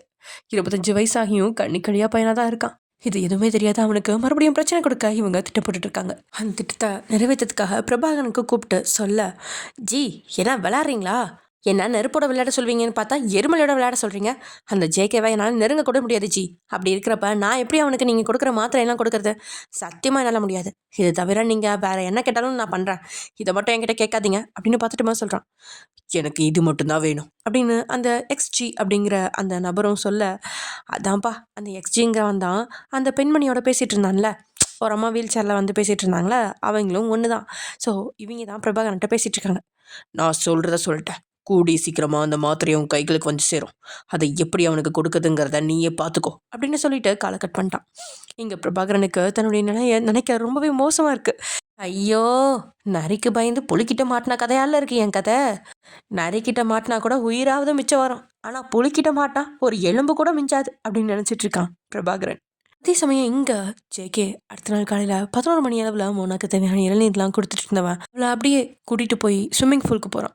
கூட அந்த ஸ்விம்மிங் பூலில் டைம் ஸ்பெண்ட் பண்ணுறது மோனாக்கு பிடிச்சிருந்தாலும் இன்றைக்கி அவன் தன்னை ஏதாவது செஞ்சிருவானோ அப்படிங்கிற பயமும் இருக்குது. அவளோட முகத்தை பார்த்து அதை தெரிஞ்சுக்கிட்டவன், நீ யோசிக்கிற அளவுக்குலாம் இங்கே எதுவுமே நடக்க போகிறதுக்கு இல்லை அப்படின்னு சொன்னபடியே அவளை அப்படியே தூக்கிட்டு அந்த நீச்சல் குளத்தில் வேகமாக வீசுறான். நேற்றைய தினம் அவளை மெதுவாக இறக்கியிருந்தான். அப்போது அவனுக்கு தெரியாது மோனாக்கு நீச்சல் தெரியும் அப்படிங்கிறது. ஆனால் இப்போ அவளுக்கு நீச்சல் நல்லா தெரியும் அப்படின்னு தெரிஞ்சதுனால அப்படி செஞ்சுருக்க. அவ்வளோ தண்ணிக்குள்ளே விழுந்த வேகத்தில் அப்படியே கீழே போய் மேலே வந்து ஜிகேவை பார்த்து முறைக்கிறான். அவளை முறைச்சி பார்த்துட்டு இருக்கா. வேகமாக அவளை நெருங்கினவன், இந்த முறப்பெல்லாம் என்கிட்ட வேணாம் அப்படின்னு சொன்னபடியே அவளுக்கு கொஞ்சம் வன்மையாகவே கிஸ் பண்ண ஆரம்பிக்கிறான். இன்றைக்கும் நேற்று மாதிரி அப்பரில் விளையாட ஆரம்பித்தவன் அப்படியே அவளை தூக்கி அந்த அன்னப்பறவை பலூனில் படுக்க வைக்கிறான். அந்த ஸ்விம்மிங் பூலில் ஒன்றும் அவ்வளோ வெளிச்சமாலாம் இருக்காது. அதே நேரத்தில் இருட்டாகவும் இருக்காது. அது நிலத்துக்கு அடியில் இருக்கிறதால அங்கங்கே எரியிற சின்ன விளக்குகளோட வெளிச்சம் மட்டும்தான் அங்கே இருந்தது. அவன் அவளை தூக்கி அப்படி படுக்க வச்சதும் கொஞ்சம் பயந்த மோனா அவனை பார்த்து, நீங்கள் நீங்கள் என்ன பண்ண போகிறீங்க அப்படின்னு பயத்தோடைய கேட்குறான். அவனும், உனக்கு சொர்க்கத்தை காட்ட போகிறேன் அப்படின்னு சொன்னவன் அப்படியே அவன் பாட்டுக்கு போய் விளையாட ஆரம்பிச்சிட்டான். ஃபஸ்ட்டு அப்பரில் கொஞ்ச நேரம் விளையாட ஆரம்பித்தவன் லோவர்லேயும் முகத்தை புதைச்சி விளையாட ஆரம்பிக்கிறான். அப்போ ஃபஸ்ட்டு மோனா அவனை பார்த்து பயந்துட்டு, என்ன பண்ணுறீங்க அப்படின்னு கேட்க அமைதிப்படுத்துறவன், அவளுக்கு வேற ஒரு உலகத்தை காட்ட ஆரம்பிக்கிறான். ஃபஸ்ட்டு மோனா பயந்தாலும் அதுக்கப்புறம் அவன் பண்ணுறதெல்லாம் பார்த்துட்டு இருக்கா. தென் கொஞ்ச நேரத்திலேயே ஜேகே அவ கூட சேர்ந்து விளையாட ஆரம்பிக்கிறான். மோனாக்கு இப்பயும் பயம் இருக்கு. இருந்தாலும் ஜேகே பக்கத்தில் இருந்ததுனால அவன் பார்த்துப்பான் அப்படிங்கிற தைரியத்தில் அவள் இருக்கா. ஜேகேவும் எல்லாத்தையும் தான் கைகளில் டேக் ஓவர் பண்ணவன் முழுசாக எடுக்க ஆரம்பிக்கிறான். ஜேகேயோட இந்த விளையாட்டு 2 பேர்த்தையுமே ஏதோ ஒரு உலகத்துக்கு கூட்டிகிட்டு போக, ஏதோ கடலுக்குள்ளே மூழ்கி முத்தெடுக்கிற மாதிரி அந்த ஸ்விம்மிங் பூலில் முத்தெடுத்துட்டு இருக்காங்க 2 பேரும். அவ கூட ஃபுல்லாக விளையாண்டு முடிச்ச ஜேகே, சாரி மோனா, இப்போ நீ என்ன நிலமையில இருக்கங்கிறது எனக்கு தெரியும். இந்த நிலமையில உனக்கு என்னோட சப்போர்ட் வேணுங்கிறது எனக்கு தெரியும். அதே நேரத்தில் எனக்கும் நீ வேணும். ஆனால் இப்போது இது எல்லாத்தையும் விட முக்கியமான ஒரு வேலை எனக்கு இருக்குது. ப்ளீஸ் நீ ஸ்விம் பண்ணுற, நான் வந்துடுறேன் அப்படின்னு சொல்லிட்டு எல்லாம் முடிஞ்சதுக்கப்புறம் அவளை அப்படியே விட்டுட்டு அங்கேருந்து போயிட்டான். இங்கே மோனா தான் என்ன எல்லாத்தையும் முடிச்சு அப்படியே போயிட்டான் அப்படின்னு சொல்லிட்டு என்ன பண்ணுறதுன்னு தெரியாமல் அந்த ஸ்விம்மிங் பூல்லேருந்து வெளியே வர முடியாமல் தவிச்சிக்கிட்டு இருக்கா. அவளோட பாடி அவள் பேச்சை எதையுமே கேட்க மாட்டேங்குது. அவளோட பாடிக்கு இந்த மாதிரி ஒரு ஃபீலிங்ஸ் இன்னும் வேணும் அப்படிங்கிற மாதிரி கேட்குது. ஆனால் அதை எப்படி கட்டுப்படுத்துறதுன்னு தெரியாமல் அந்த ஸ்விம்மிங் பூல்குள்ளேயே நீச்சல் அடிச்சுட்டு வேகமாக அங்கேயும் இங்கேயும் போயிட்டுருக்கா. அவளோட அந்த செயலில் அவளோட ஃபீலிங்ஸ் ஓரளவு கட்டுக்குள்ளே வர தொடர்ச்சியாக நீந்திட்டுருக்கா. அந்த கண்ணாடி ரூமுக்குள்ளே அந்த ஜேகே வேகமாக தன்னுடைய மொபைல் எடுத்துவன் அவனோட தனிப்பட்ட டிடெக்டிவை கூப்பிட்டு, எனக்கு இப்போ 6 மாதத்துக்கு முன்னாடி நான் போன பப்பில் நடந்த டீட்டெயில்ஸ்லாம் வேணும் அப்படின்னு சொல்கிறான். அதுக்கே டிடெக்டிவும் ஜேகேவை பார்த்து, பாஸ் ஏதாவது பிரச்சனையா, அங்கே என்ன நடந்துச்சுன்னு கொஞ்சம் சொல்ல முடியுமா அப்படின்னு கேட்க ஜேகேவும் அந்த ராத்திரி அவன் ஒரு பொண்ணை போட்டு தள்ளிட்டதாகவும் அவளை அப்படி ஒரு ஆக்சிடென்ட் மாதிரி செட்டப் பண்ணி அதை எல்லாத்தையுமே சமாளிச்சிட்டாங்க அப்படின்னும், அதுக்கப்புறமா அதை பற்றி நானும் கண்டுக்கல, அதனால் வேற எந்த பிரச்சனையும் வரல. இப்போது என்னோடய வாழ்க்கையில் அடுத்தடுத்த நிறைய பிரச்சனைகள் வந்துட்டுருக்கு. இது எல்லாத்துக்கும் காரணம் அந்த பொண்ணோட குடும்பமாக இருக்குமான்னு கூட எனக்கு சந்தேகமாக இருக்குது. அதனால் சீக்கிரமாக அந்த பொண்ணு யார், அவள் குடும்பம் என்ன, அவங்க என்ன பண்ணுறாங்க, எங்கே இருக்காங்க, இப்போ அவங்க என்ன பண்ணிகிட்ருக்காங்க அப்படிங்கிறத எல்லா டீட்டெயில்ஸையும் எனக்கு இன்றைக்கி ஈவினிங்குள்ளே தெரிஞ்சாகணும் அப்படின்னு சொல்ல, அவனும் சரி அப்படின்னு சொல்லிட்டு காலை கட் பண்ணிட்டான். ஏகேக்கு இப்போ மோனா கூட அங்கே ஸ்விம் பண்ணிட்டு இருந்தப்போ தான் இந்த ஞாபகம் வந்துச்சு. சரின்னு சொல்லிட்டான். இப்போ இந்த டிடெக்டிவ்கிட்ட சொல்லி அந்த பொண்ணோட டீட்டெயில்ஸை கலெக்ட் பண்ண சொல்லியிருக்கான். ஆக்சுவலி என்ன நடந்திருக்கும் அப்படின்னா, இவன் வந்து ஒரு பார்ட்டிக்கு போயிருப்பான். அந்த பார்ட்டியில் வந்து குடிச்சிருப்பான். குடிச்சதில் அவனுக்கு எதுவுமே தலகால் புரியல. அப்போ ஒரு பொண்ணு வந்து அவன் கூட டான்ஸ் ஆடணும் அப்படின்னு சொல்லி கேட்க, இவனும் போய் டான்ஸ் ஆடிருப்பான். டான்ஸ் ஆடிட்டு ஜேகே அந்த பொண்ணை கிஸ் பண்ண, அப்போது அவனுக்கு எந்த ஒரு ரேஷஸுமே வந்திருக்காது. அவன் உடம்ப ஏற்றுக்குது அப்படின்னதுமே அவளை அப்படியே தூக்கிட்டு ரூமுக்கு கூட்டிகிட்டு போய் ஒன்றா இருக்க ட்ரை பண்ணியிருப்பான். ஆனால் அதுக்கு அந்த பொண்ணு ஒத்து வராமல் போக அவளை தலையிலேயே அடித்து அவள் கூட இருக்க ட்ரை பண்ணியிருப்பான். இப்போ கொஞ்ச நேரத்துலேயே அந்த பொண்ணு ஆள் அவுட் ஆகி போயிருக்கும். அதுக்கப்புறம் தான் அதை உணர்ந்தவன் போதையெல்லாம் இறங்க பிரகாஷ் கூப்பிட்டுருப்பான். பிரகாஷ் வந்து தான் அந்த பொண்ணை டிஸ்போஸ் பண்ணியிருப்பான். அது இப்போ ஞாபகம் வர ஒரு வேளை அவங்க தான் என்னை இப்படி மோனா கூட சேர விடாமல் பண்ணுறாங்களோ அப்படின்னு நினச்சி தான் டிடெக்டிவ்கிட்ட சொல்லியிருந்திருப்பான். அதே சமயம் அந்த எக்ஸ்ஜி அப்படிங்கிற ஆள் நம்ம ஜேகேவோட அம்மா. அவங்க வந்து பயங்கரமான ஒரு ஸ்டேட்டஸ் பார்க்குற லேடி. ஸோ அவங்க வந்து எப்படின்னா ஜேகேவுக்கு அக்ஷயாவை பார்த்து வச்சுருந்துருப்பாங்களா. அக்ஷயா தான் வந்து ஜேகேவோட தம்பி, அதாவது அப்பாவோட செகண்ட் ஒய்ஃபோட பையன். அவன் கூட வந்து சேர்ந்துட்டாளா. ஸோ அவன் கூட சேர்த்து அந்த மாதிரி ட்ரக்ஸை மாற்றி வச்சதும், அக்ஷயா கொடுத்த ட்ரக்ஸை மாற்றி வச்சதும் இந்த எக்ஸ்ஜி தான். நம்ஜுன் கூட கோத்து விட்டுருப்பான். ஸோ அதனால் அக்ஷயாவோட சாப்டர் க்ளோஸ் ஆகிடுச்சு. நம்ஜுன் வந்து அவளை விட்டு கொடுக்குற ஆள் கிடையாது. அண்ட் அதே சமயம் அவளை எப்படியோ அப்படி இப்படின்னு சொல்லி பேசி அவங்க வீட்டில் போய் பேசி நம்ஜுன் அக்ஷயாவை கல்யாணமே பண்ணிட்டான். ஜேகேவோட அம்மாவுக்கு ஒரே குழப்பம். எப்படி நான் என் பையனுக்காக அக்ஷயாவை பார்த்து வச்சுருந்தா அவள் என்னமோ இவனை கல்யாணம் பண்ணிக்கிட்டா அப்படின்னு ரொம்ப கஷ்டமாக இருக்கா. தென் அவளோட ஃப்ரெண்ட்ஸ்கிட்டலாம் அவள் ஸ்டேட்டஸ்க்கு ஏற்ற மாதிரி இருக்கா. ஃப்ரெண்ட்ஸ்கிட்டலாம் அவங்களோட பொண்ணுங்களா தான் பையனுக்கு பொண்ணு கேட்க அவங்களும் ஓகே அப்படின்னு சொல்ல, மறுபடியும் இல்லை எங்களுக்கு இதில் இன்ட்ரெஸ்ட் இல்லை அப்படின்னு சொல்லிட்டு வச்சுருவாங்க. என்னாச்சு ஓகேன்னு சொன்னவங்க எப்படி வேணான்னு சொல்கிறாங்க அப்படின்ற மாதிரி அவங்களும் யோசிச்சு பார்க்குறாங்க. ஆனால் விடை தான் கிடைக்கல. ஆனால் அதுக்கு காரணம் இந்த எக்ஸ்ஜி தான். ஜேகேயோட அம்மா பார்க்குற எல்லா பொண்ணுங்களோட குடும்பத்துக்கும் ஃபோன் பண்ணி அவங்கள மிரட்டி உங்களோட பிஸ்னஸ் ஒன்றும் இல்லாமல் போயிடும், அவனுக்கு நீங்கள் பொண்ணை கொடுத்தீங்கன்னா அப்படின்னு சொல்லி மிரட்டி அவங்கள அந்த பொண்ணு கொடுக்குற படலத்துலேருந்து வாபஸ் வாங்க வச்சுருவாங்க. ஸோ இப்போது ஜேகேயோட அம்மாவுக்கு அவங்களோட ஸ்டேட்டஸில் இருக்கிற எந்த பொண்ணுமே கிடைக்கல. அவங்களோட ஸ்டேட்டஸை மாரி கீழே இறங்கி போகிறதுக்கும் அவங்களுக்கு மனசு வரல. என்ன பண்ணுறதுன்னு தெரியாமல் முழிச்சிட்ருக்காங்க. ஆக்சுவலி இந்த எக்ஸ்ஜி அப்படிங்கிற நபர் யார் அப்படின்னா 6 மந்த்ஸ் முன்னாடி ஜேகே அந்த பொண்ணை போட்டிருப்பான் இல்லையா, அந்த பொண்ணோட லவர்னு ஒருத்தன் இருக்கான். அந்த லவர் தான் வந்துட்டு இப்போது அவங்க அம்மா கூட பேசிகிட்டு இருந்தான் எக்ஸ்ஜி. இன்னொருத்தன் வந்து அந்த பொண்ணோட அண்ணன். ஸோ அவன் ஒரு பக்கம் வந்து மோனாவை டார்கெட் பண்ணுறான், இவன் ஒரு பக்கம் மோனாவை டார்கெட் பண்ணுறான், ஜேகேவை டார்கெட் பண்ணுறான். ஸோ 2 பேரும் 2 பக்கம் இருந்து அடிக்கிறனால தான் ஜேகேக்கு யார் என்ன எதிரி அப்படின்னே தெரியாமல் முழிச்சிட்ருக்கான். இப்போ டிடெக்டிவ்னாலையும் அந்த பொண்ணு யார், அந்த பொண்ணோட பேக்ரவுண்ட் என்ன அப்படிங்கிறத கண்டுபிடிக்க முடியுமா அப்படிங்கிறது சந்தேகம் தான். பார்ப்போம், பொறுத்திருந்து பார்ப்போம். ஓகே. இங்க ஜேகேக்கு மோனாக்கு வந்த பிரச்சனைகளுக்கு அவங்க தான் காரணமா இருக்க முடியுமோ அப்படிங்கிற சந்தேகம் ரொம்பவே வலுப்பெற்றுட்டே இருக்கு. அத தேடவும் ஆரம்பிச்சுட்டான். அந்த நேரத்துல ஜேகேக்கு கால் பண்ண டிடெக்டிவ் அவன்கிட்ட, "பாஸ், யாரோ 2 பேரும் உங்க அம்மா உங்களுக்கு பார்க்குற பொண்ணுங்களோட வீட்டுக்கெல்லாம் ஃபோன் பண்ணி மிரட்டி, அவங்கள இந்த கல்யாணத்துக்கு சம்மதிக்க விடாம பண்றாங்க." உடனே ஜேகே, "அது யாரு?" அப்படின்னு கேட்க, "அது தெர்ல பாஸ். ஆனா இதுல ஒருத்தர் சம்மந்தப்பட்டிருக்க மாரி தோணல. யாரோ 2 பேர் சம்மந்தப்பட்டிருக்கிற மாரி தான் தோணுது." 2 பேரா? அப்படின்னு அவனுக்கு தலையே சுத்துற மாதிரி இருக்கு. இப்பயும் அவன் போட்டு தள்ளின அந்த குடும்பத்து மேல தான் சந்தேகமா இருக்கு. இது வேற பிரச்சனை போல இருக்கே அப்படின்னு நினைச்சவனுக்கு தன்னுடைய எதிரிகளை எப்படி கண்டுபிடிக்கிறது அப்படின்னு தெரியல. சரி, நான் சொன்ன விஷயத்த சேர்த்து இந்த 2 பேரையும் யாரு அப்படிங்கிறதையும் பாரு அப்படின்னு அந்த டிடெக்டிவ்க்கு சொன்னவன் உடனே பிரகாஷ்க்கு கூப்பிட்டு தான் மனசுல இருந்த சந்தேகங்கள்லாம் சொல்ல ஆரம்பிக்கிறான். அதை கேட்ட பிரகாஷ்க்கும் ஜேகே சொல்றது மாதிரி இருக்கா சந்தர்ப்பம் இருக்கு அப்படின்னு தோண, ஆமா மச்சி, அன்னைக்கு நான் அந்த பொண்ணை பார்க்குறப்ப அவள் ரொம்ப வசதியான குடும்பத்து பொண்ணு மாதிரி தான் தெரிஞ்சா. அதுக்கு மேலே அவள் வச்சிருந்த ஹேண்ட்பேக், மொபைல் எல்லாமே பிராண்டடாக இருந்துச்சு. அவள் போட்டிருந்த ட்ரெஸ்ஸு கூட அவ்வளோ விலை கூடுனதாக தான் இருந்துச்சு. இது எல்லாத்துக்கும் மேலே அந்த பப்புக்கு விஐபி பாஸ் இல்லாதவங்க யாராலுமே வர முடியாது. அதனால் நம்மளும் அந்த பொண்ணு யாருங்கிற விவரத்தை சீக்கிரமே தான் கண்டுபிடிச்சிடலாம் அப்படின்னு சொல்கிறான். ஜேகேக்கு அந்த என்ன தோண, சரி, இதை நம்ம போய் அந்த பப்பில் நேரடியாக தேட முடியாது. அதனால் அந்த பப்போட சர்வரை ஹேக் பண்ணி அந்த அந்த டேட்டில் பப்புக்கு யாரெல்லாம் வந்தாங்க அப்படிங்கிற விவரத்தை எடுக்கலாம் அப்படின்னு சொன்னவன், நீயே என்னோட டெக்னிக்கல் டீம் கூட சேர்ந்து இதை பார்த்துக்கோ, எனக்கு மோனாவை பார்க்க வேண்டிய வேலை இருக்குது அப்படின்னு சொல்லிட்டு காலை கட் பண்ணிட்டான். இவன் ஒருத்தன் என்னை டாக்டர்னு நினைக்கிறானா இல்லை இவனோட அசிஸ்டன்ட் நினைக்கிறானா தெரியலையே அப்படின்னு புலம்பினபடியே பிரகாஷ் அவன் சொன்ன வேலைகள் எல்லாம் பார்க்க ஆரம்பிச்சிட்டான். இங்கே அந்த ரூமில் இருந்த நம்பர் ஜேகேயோட ஃபோட்டோவை பார்த்தபடியே, என்ன ஜேகே, சீக்கிரமா நான் நெருங்கிடலான்னு நினைக்கிறியா? நீ நினைச்சது சரிதான், நான் யாருன்னு கண்டுபிடிச்சிட்டேன். ஆனா என்னோட அடையாளம் என்ன, நான் என்ன பண்ணிட்டு இருக்கேங்கிறத உன்னால கண்டுபிடிக்கவே முடியாது. நீ அந்த டிடெக்டிவ் வச்ச என்ன வேணாலும் பண்ணிக்கோ.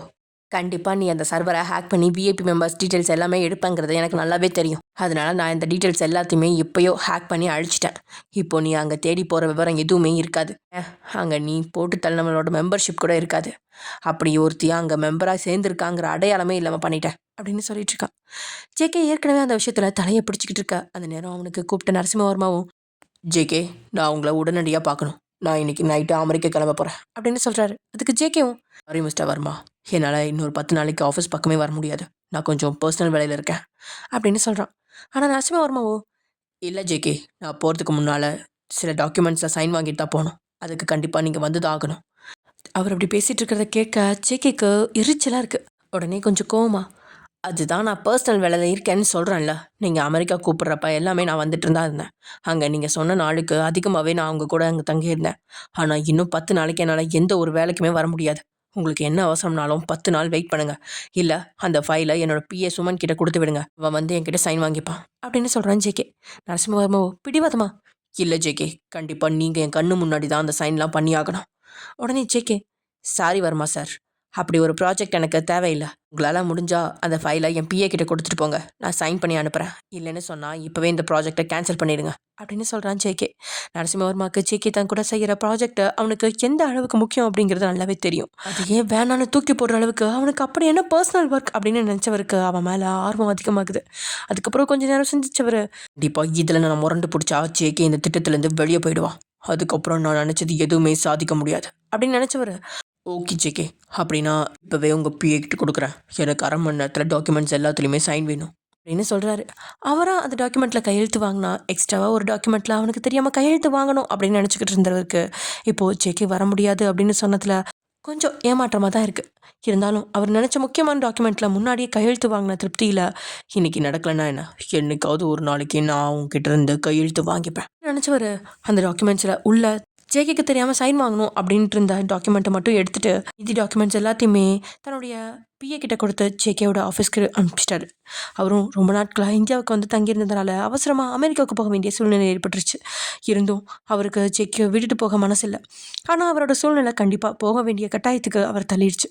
தன்னுடைய லேப்டாப் எடுத்து ஜேகே வீட்டில் இருக்க சிசிடிவி சிஸ்டத்தை ஹேக் பண்ண ட்ரை பண்ணிட்டு இருக்காரு. ஆனாலும் அவர் எவ்வளோ ட்ரை பண்ணாலும் ஜேகே வீட்டில் இருந்த செக்யூரிட்டி சிஸ்டத்தை உடைச்சு அவனோட சிசிடிவியை ஹேக் பண்ண முடியல.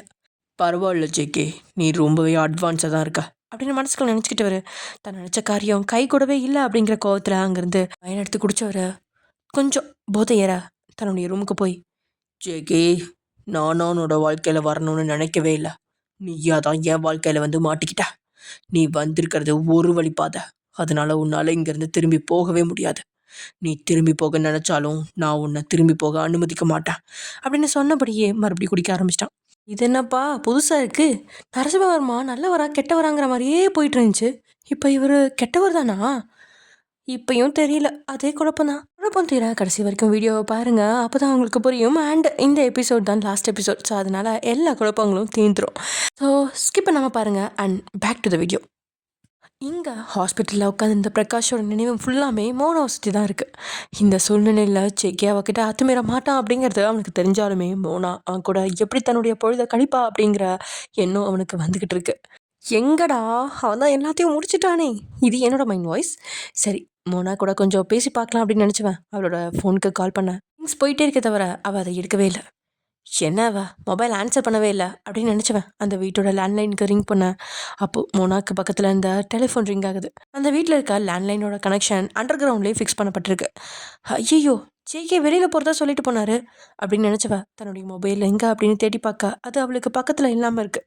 ஒருவேளை ஜேகே தான் நான் மொபைலை ஆன்சர் பண்ணலைன்னு இதுக்கு கால் பண்ணுறாலோ தெரிலையே அப்படின்னு நினச்சவன் அந்த காலை எடுத்து ஹலோ அப்படின்னு சொல்ல ஆப்போசிட்லேருந்து பிரகாஷ், அண்ணா நான் பிரகாஷ் பேசுகிறேன், நீ நல்லா இருக்கியா? அவ்வளோ நான் நல்லா இருக்கேன் அண்ணா, நீங்கள் எப்படி இருக்கீங்க? நான் நல்லா இருக்கேன் மோனா.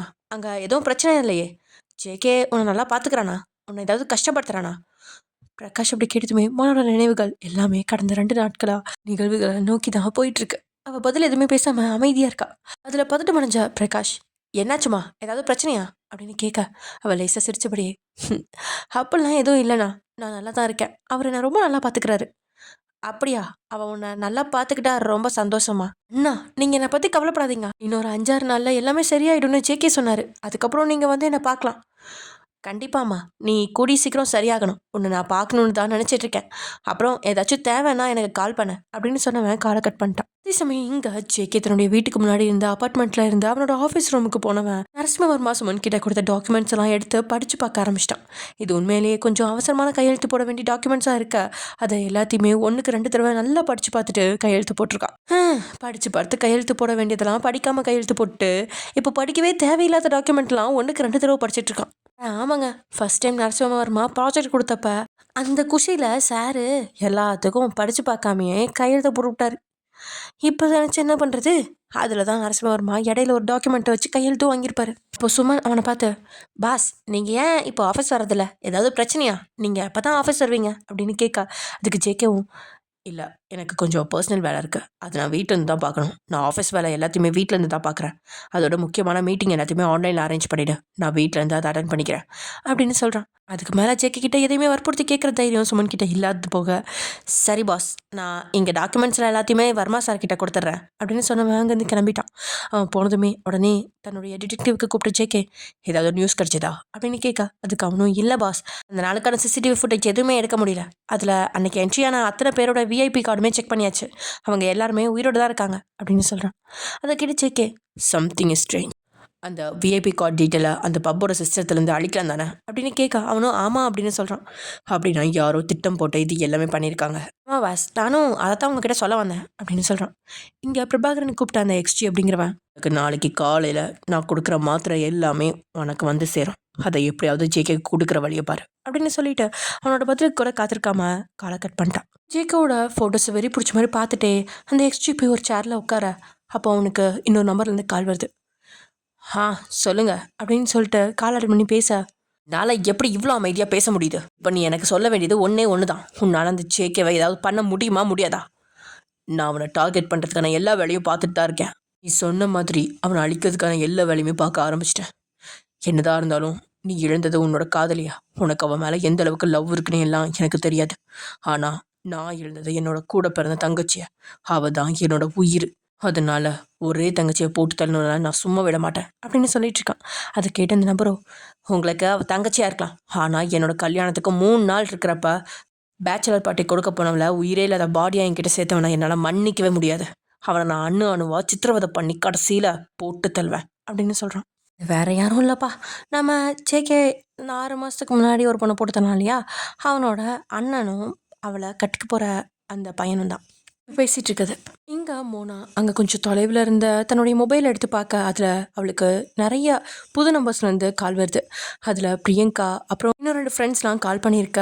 அவங்கக்கிட்ட இவளும் திருப்பி கூப்பிட்டு நல்லா இருக்கேன், ஒன்றும் பிரச்சனை இல்லை, லைட்டாக ஃபீவரிஷாக இருக்கு, அதனால தான் அப்படின்னு சொல்லி ஏதோ சொல்லி சமாளிச்சிட்டா. அப்புறம் இந்த புது நம்பர்ஸ் எல்லாமே அவளோட அப்பா கிட்டேருந்து வந்த நம்பர்ஸ் அப்படிங்கிறது அவளுக்கு நல்லாவே தெரியும். அதனால் அதை பற்றி எல்லாம் கவலைப்படாமல் வாட்ஸ்அப்பை போய் பார்க்குறா. அங்கே அவளோட அப்பா கிட்டேருந்து மெசேஜ் வந்திருக்கு.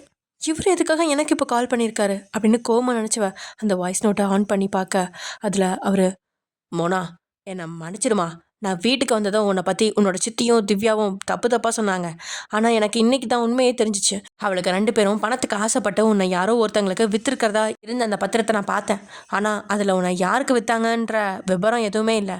நீ எங்கே இருக்கிறேன்னு சொல்லு, நான் முடிஞ்ச அளவுக்கு அந்த பணத்தை ரெடி பண்ணி அதை அவங்கக்கிட்ட கொடுத்துட்டு உன்னை வந்து கூட்டிகிட்டு போகிறேன் அப்படின்னு அனுப்பியிருக்காரு. ஸோ என்ன நடந்திருக்கும் அப்படின்னா, அந்த லக்ஷ்மியோட வீட்டில் அந்த பணத்தை எல்லாம் யாரோ எடுத்திருப்பாங்க இல்லையா, அது வேறு யாரும் இல்லை, திவ்யாவோட பாய் ஃப்ரெண்ட் தான்.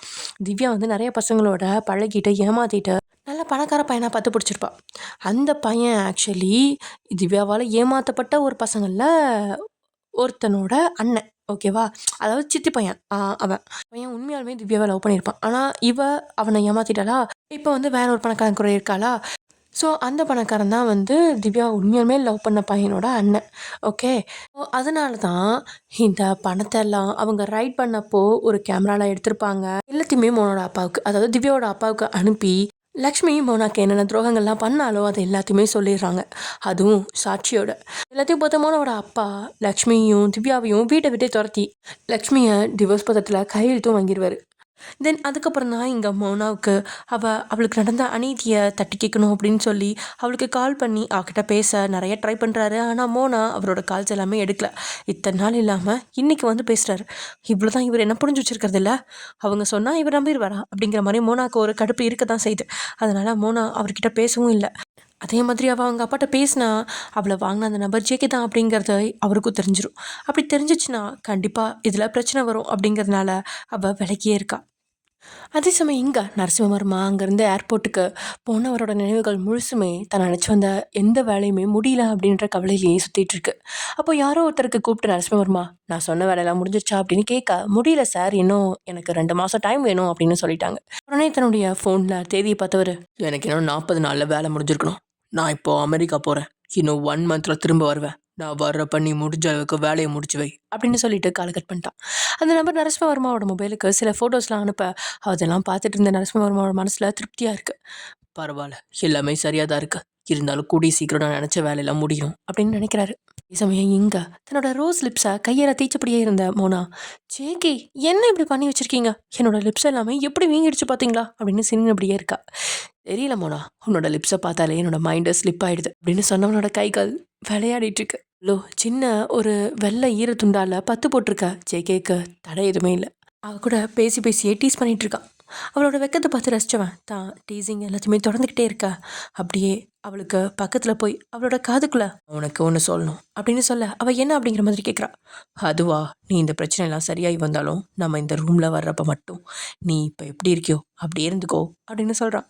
அவள் சொல்கிறதோட அர்த்தம் புரியாமல் அவள் என்ன அப்படிங்கிற மாதிரி அவனை குழப்பமாக பார்க்க, அப்புறம் கை வச்ச, நீ இந்த ரூமில் இப்படி இருந்தால் மட்டும்தான் என்னால் நினச்ச நேரத்தில் விளையாட முடியும் அப்படின்னு சொல்ல, சி போங்க, நீங்கள் ரொம்ப மோசம் அப்படின்னு சொன்ன வெக்கத்தில் கண்களை இறுக்கி முடிக்கிட்டா. அதை பார்த்து ஜேகே, ஓகே பரவாயில்ல, ஆனால் இப்போ எனக்கு பசிக்குது அப்படின்னு சொல்ல அந்த ரூமில் இருந்த டைமை பார்த்த மோனா, ஏன்னா அதுக்குள்ளே பசிக்குதா, இப்போ தான் 6 மணி ஆகுது, டின்னர் டைம் கூட ஆகலையே அப்படின்னு கேட்குறான். நான் டின்னர் சாப்பிட்றத பற்றி சொல்லவே இல்லையே அப்படின்னு சொன்னவன் அந்த ரூமோட ஏசியை நல்லா அதிகப்படுத்தி வச்சுட்டு அவளுக்கு பக்கத்தில் போய் படுத்துக்கிட்டான். அவ்வளோ குழப்பமாக அவனை பார்த்து, என்ன இப்போ தான் பசிக்குதுன்னு சொன்னீங்க, அப்புறமா என்ன தூங்க போகிறீங்க, இல்லையே அப்படின்னு சொன்னவன் அப்படியே அவளை தான் பக்கமாக திருப்பி விளையாட ஆரம்பிச்சிட்டான். அப்போ தான் அவன் சொன்னதோட வார்த்தை அவளுக்கு புரிஞ்சிச்சு. ஜேகே அப்படின்னு பேச ஆரம்பிக்கிறதுக்கு முன்னாடியே அவன் வேலையை காட்ட ஆரம்பிச்சிட்டான். ஆரம்பத்தில் கொஞ்சம் நனைஞ்சுவா, அதுக்கப்புறம் கொஞ்சம் கொஞ்சமாக கண்ட்ரோலாக படுத்துக்கிட்டான். அமைதியாக அவனோட தலையை கொதிக்கிட்டு இருக்கிறத பார்த்தவனுக்கு இன்னும் ஏதாவது பண்ணணும் அப்படின்னு தோண அவனும் ஏதேதோ சேட்டைகள்லாம் செஞ்சு கடைசியில் மறுபடியும் அவன் நினச்சதை சாதிச்சுக்கிட்டான்.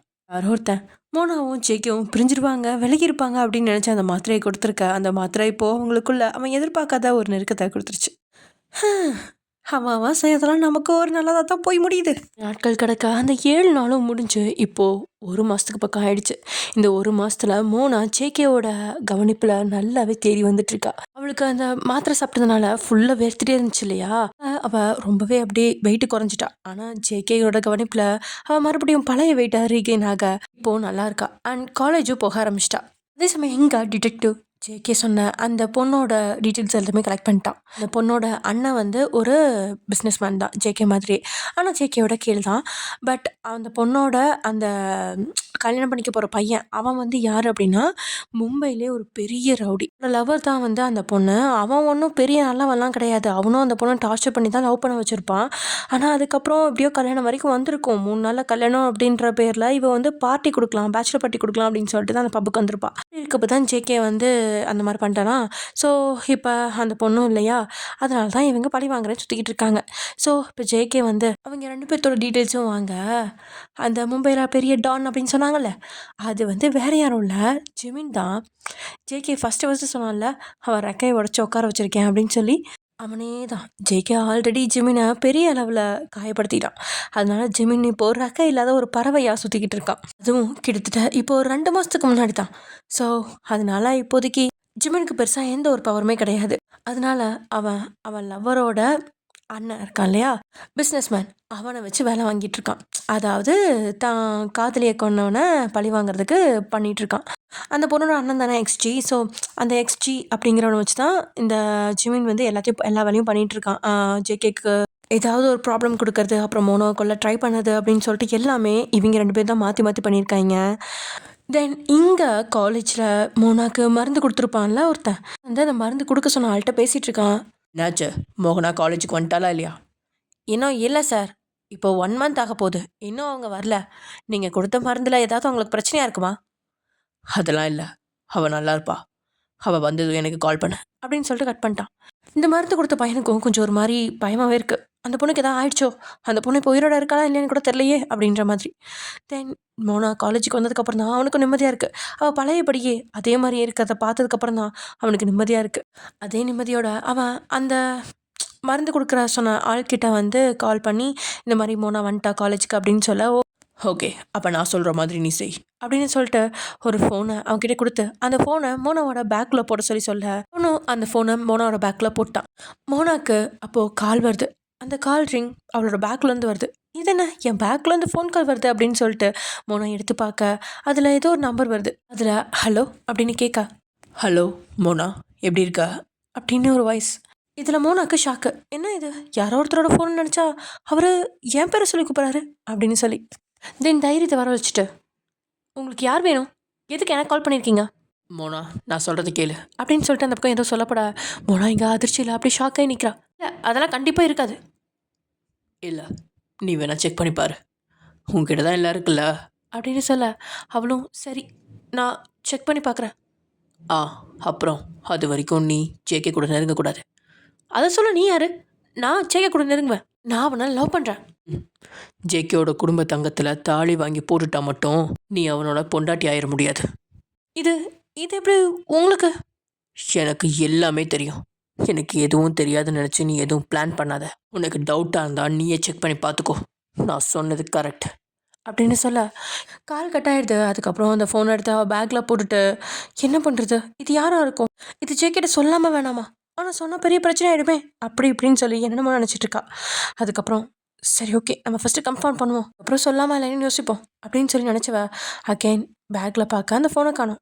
எங்கே போச்சு அப்படின்னு யோசிக்க அந்த ஃபோன் அதை அந்த பையனே எடுத்துகிட்டு போயிட்டான். அவன் ஃபோனை கொண்டு வந்து அந்த பேக்கில் போட்டு மோனா அந்த ஃபோன்லேருந்து எடுத்து பேசி அதுக்கப்புறம் மறுபடியும் பேக்கில் போடுற வரைக்குமே அங்கே சிசிடிவி எல்லாத்தையுமே ஜாமர் வச்சு ஹேக் பண்ணிட்டாங்க. ஸோ அது எதுவுமே ஒர்க் ஆகலை. தென் அன்றைக்கி வேகமாக வீட்டுக்கு வந்த மோனாவும் இது எப்படி பண்ணுறது என்ன பண்ணுறது அப்படின்னு யோசிச்சுட்டு நகத்தை கடிச்சிட்டே உட்காந்துருக்கா. அப்போ தான் ஜேகே வரான். ஜேகே வந்த நேரம் இவளும் அப்படியே சோகமாக அப்படியே படுத்துருக்க. என்னாச்சு அப்படின்னு கேட்கா. இல்லை கொஞ்சம் டயர்டாக இருக்குது. சரி விடு, அந்த மருந்து கொடுத்துருக்காங்களே அதனால உனக்கு இன்னும் டயர்டாக இருக்கும்னு நினைக்கிறேன் அப்படின்னு சொன்ன ஜேகேவும் சரி ஓகே இன்னைக்கு நைட்டு நீ கொஞ்சம் ரெடியாரு அப்படின்னு சொல்லிட்டு ஒரு மாதிரி அவள் நெத்தியில் ஒரு கிஸ் கொடுத்துட்டு போனான். அவன் சொன்ன விதமே இவளுக்கு ஒரு மாதிரி பயத்தை கிளப்ப ஐயோ அப்படின்ட்டு இருக்கா. ஏன்னா அவர் வேற ஜேகேவும் இவ்வளோ ஒன்றா இருக்கக்கூடாது அப்படின்னு சொல்லியிருக்காங்க இல்லையா? ஆக்சுவலி அவர் நினச்சது இது வரைக்கும் ஜேகேவும் மோனாவும் ஒன்றா இருந்ததே கிடையாது அப்படின்னு. ஆனால் அவங்களுக்குள்ள நடந்தது இவங்களுக்கு தெரியாதுல்ல. ஸோ மோனா இப்போ என்ன நினச்சிட்டு இருக்கா அப்படின்னா, இனிமேல் அவங்க 2 பேரும் ஒன்றா இருக்கக்கூடாது அவங்க சொல்கிறாங்க அப்படின்னு நினச்சிக்கிட்டு, ஓகே இன்னைக்கு இருக்கக்கூடாது அப்படின்னு நினச்சிட்டு அவ இருக்கா. தென் ஜேகே போய் ஃப்ரெஷ் ஆகிட்டு வந்து மோனா கிட்ட உட்கார, அப்போ மோனாக்கு ஒரு கால் வருது. அதை எடுத்து பேச, பிரியங்காக்கு ஆக்சிடென்ட் சொல்கிறாங்க. என்னது பிரியங்காக்கு ஆக்சிடென்ட்டா? ஜேகே நான் பிரியங்காவை போய் பார்க்கணும் அப்படின்னு சொல்லிட்டு இருக்கா. சரி ஓகே நான் பாடி கார்ட்ஸ் அனுப்பி வைக்கிறேன், நீ போய் பார்த்துட்டு வா அப்படின்னு ஜேகேவும் சொல்ல, ஓகே அப்படின்னு சொல்லிட்டு ஜேகே வெளியில் போனதுக்கப்புறம் அவளோட சூட் கேஸ் எடுத்து உள்ளே இருந்து என்னத்தையும் தேட ஆரம்பிக்கிறா. அதுலேருந்து எதையோ எடுத்துவ. சரி ஓகே நம்ம பிரியங்காவை பார்க்க போகிற ஸ்டாக்கில் இதையும் பார்த்துட்டு வந்துடலாம் அப்படின்னு சொல்லிட்டு அவள் பாடி கார்ட்ஸோட ஹாஸ்பிட்டல் போக, அங்கே ஹாஸ்பிட்டலில் ஃப்ரண்ட் டெஸ்க்லேயே கொண்டு போனதை கொடுத்து, இதோட ரிசல்ட் எனக்கு வேணும், ரிசல்ட் எப்போ வரும் அப்படின்னு கேட்க, இன்னும் 2 நாள் ஆகும் மேம். இல்லை எனக்கு நாளைக்கே வேணும், அதுவும் நாளைக்கு சாயங்காலம், நாளைக்கு evening. Okay ma'am no problem அப்படின்னு ஃப்ரண்ட் டெஸ்கில் இருக்கவங்க சொல்ல, தேங்க்யூ மேம் பட் என்னால் இந்த ரிசல்ட்டை நேரில் வந்து வாங்கிக்க முடியாது, நான் எனக்கு மெயில் பண்ணுறீங்களா அப்படின்னு மோனா கேட்க, ஓகே நான் அவங்களும் சொல்ல மெயில் ஐடி கொடுத்துட்டு வந்துட்டான். அதே மாதிரி நெக்ஸ்ட் நாள் ஈவினிங் வந்து மோனா வெயிட் பண்ணிகிட்ருக்கா. கரெக்டாக அதோட ரிசல்ட்டும் வருது. எல்லா தெய்வத்தையும் வேண்டிட்டு அந்த ரிசல்ட் எடுத்து பார்க்க, மோனாவோட கண்களில் அவ்வளோ ஒரு அதிர்ச்சி. அவள் இதை நினச்சி கூட பார்க்கல. எப்படி இது எப்படி சாத்தியம் அப்படின்னு நினச்சிட்ருக்கா. தென் அப்படியே அதை யோசிச்சுட்டே நகத்தை கடிச்சிட்டு படுத்திருக்கா. காலிங் பெல் அடிக்கிற சவுண்ட் கேட்குது. இது யாராக இருக்கும்? ஜேகே கண்டிப்பாக பாஸ்வேர்ட் தெரியும், பாஸ்வேர்ட் போட்டு உள்ளே வந்துடுவான். பிரகாஷனுக்கும் பாஸ்வேர்ட் தெரியும், உள்ளே வந்துடுவாங்க. ஆனால் இது யார் பெல் அடிக்கிறது அப்படின்னு யோசிச்சுட்டே மோனா கீழே இறங்கி போக, தன்னோட முகத்தில் நல்லா துடைச்சிட்டு கதவை திறக்கிறா. அங்கே ஜேகே அவளுக்காக ஏற்பாடு செஞ்ச இந்த பாடி கார்ட்ஸில் ஒருத்தன் நின்றுட்டு இருக்கான். அவனை பார்த்தவ குழப்பமா, என்னன்னா ஏதாவது வேணுமா? அவனும் தன்னுடைய கையில் இருந்த மொபைலை அவகிட்ட நீட்டி, பாஸ் உங்ககிட்ட பேசணும்னு சொன்னார். ஜேகேவா? ஏன் என்னோட ஃபோன் தான் என் கையில் இருக்கே, எதுக்காக இவருக்கு போய் கால் பண்ணியிருக்காரு அப்படின்னு நினச்சிவ. ஜேகேவா? அவர் எதுக்கு உங்களுக்கு கால் பண்ணாரு? பிரச்சனை இல்லை, அப்புறம் மறுபடியும் ஃபோன் பண்ணால் என்னோடய மொபைலுக்கு கூப்பிட சொல்லுங்கள் அப்படின்னு சொல்லிட்டு திரும்பி நடக்க ஆரம்பிக்கிறான். உடனே அவன், இல்லை மேடம் இது ஜேகே சார் இல்லை என்னோடய பாஸ் அப்படின்னு சொல்கிறான். அதை கேட்டு அதிர்ந்தவா, வாட் அப்படின்னு கேட்டபடியே திரும்பி அவனை மேலேருந்து கீழே பார்க்குறான். அவன் ஜேகே அவளுக்காக ஏற்பாடு செஞ்ச பாடிகார்டு தான்.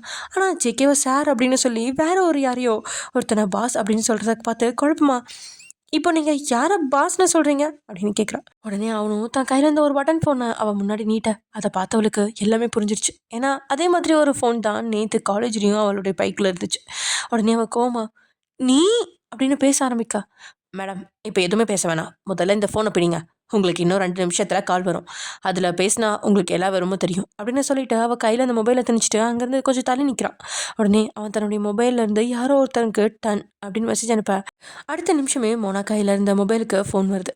அதை பார்த்த மோனா கொஞ்சம் தயக்கத்தோடையே பயத்தோடையே அங்கே தனக்கு மேலே இருந்த சிசிடிவி கேமராவை பார்க்க, அந்த பாடிகார்ட் மோனாவை பார்த்து, மேடம் நான் உங்ககிட்ட வரதுக்கு முன்னாடியே இங்கே இருக்க சிசிடிவி கேமரா எல்லாத்தையும் ஸ்டாப் பண்ணிட்டேன், இங்கேருந்து 500 மீட்டருக்கு எந்த ஒரு கேமராவும் வேலை செய்யாது, நீங்கள் தாராளமாக பயம் இல்லாமல் ஃபோனை ஆன்சர் பண்ணலாம் அப்படின்னு சொல்கிறான்.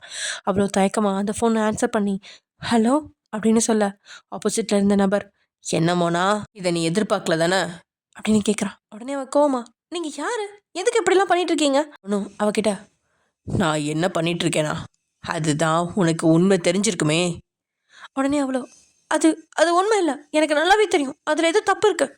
உடனே அவகிட்ட, இந்த செக்கிங் செஞ்சது யாரு, நீ தானே, அப்புறம் எப்படி இது தப்பாக இருக்கும், உனக்கு அந்த ரிப்போர்ட்டை நம்பிக்கை இல்லைனா இன்னும் 1000 பேர் கூட கூட போய் செக் பண்ணிக்கோ, இப்போ உன் கையில் இருக்கிற ரிப்போர்ட் தான் உண்மைங்கிறது உனக்கு தெரியும்.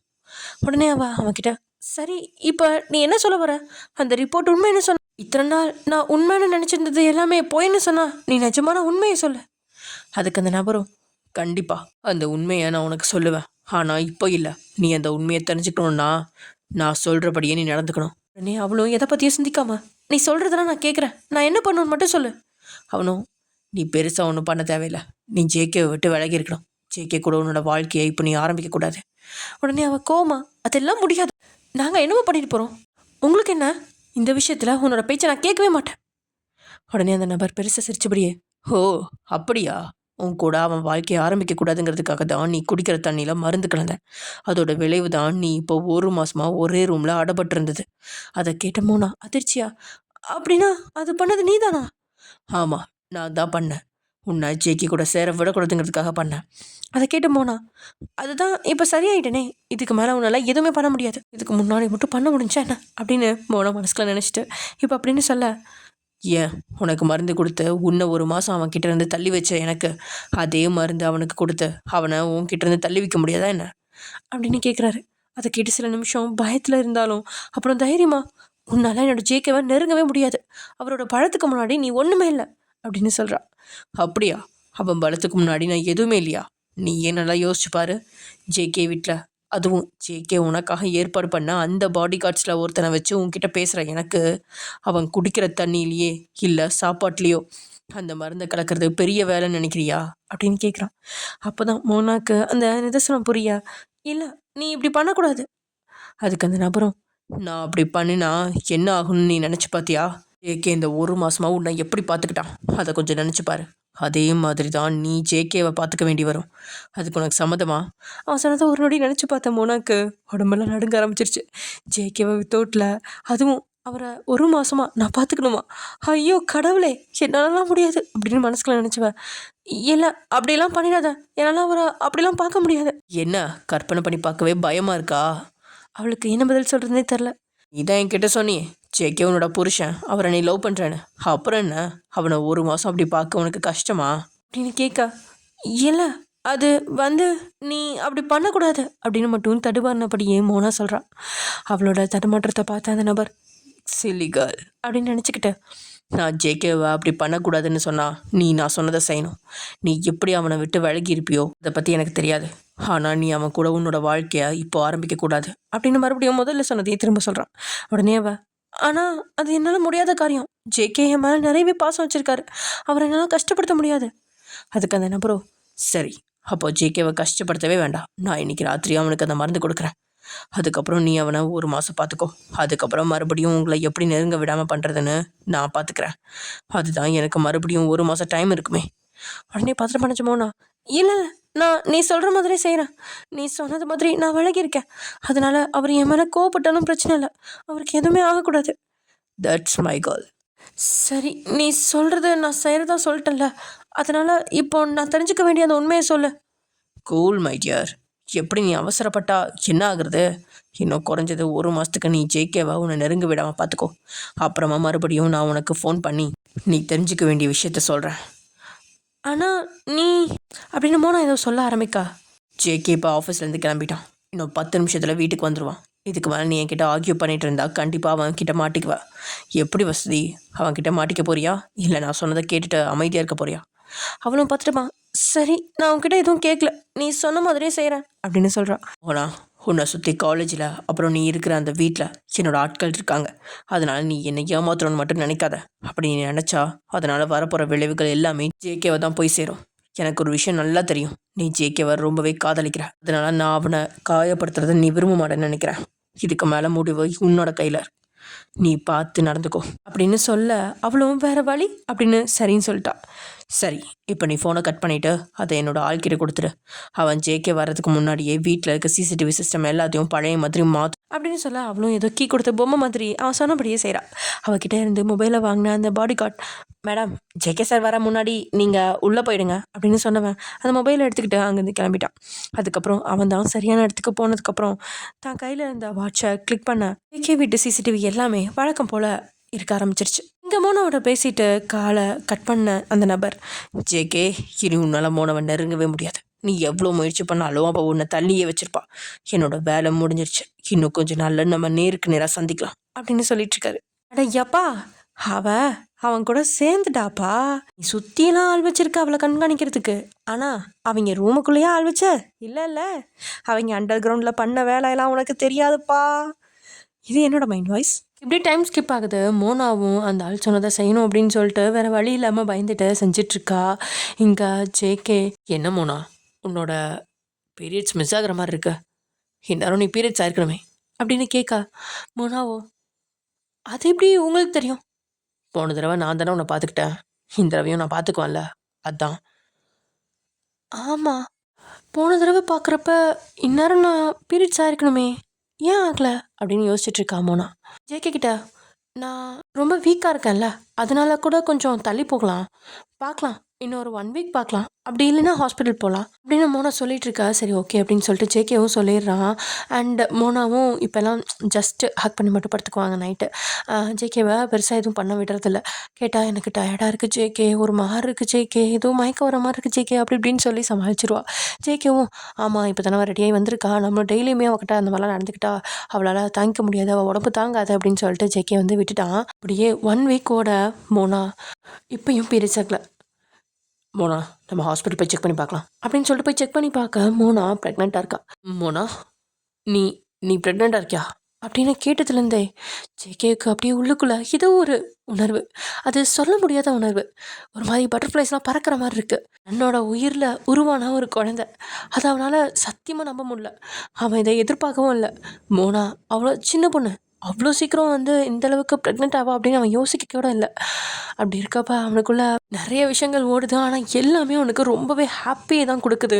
பயங்கர ஹாப்பியாக மோனாவை போய் ஹக் பண்ணிட்டு டைட்டாக ஹக் பண்ணிட்டு மோனா மோனா நீ ப்ரெக்னெண்ட்டாக இருக்க மோனா, என்னோட என்னோட குழந்தை உன் வயிற்றில் வளருது மோனா அப்படின்னு சொல்லிட்டு செக்கே செம்ம ஹாப்பியாக சொல்லிகிட்டு இருக்க.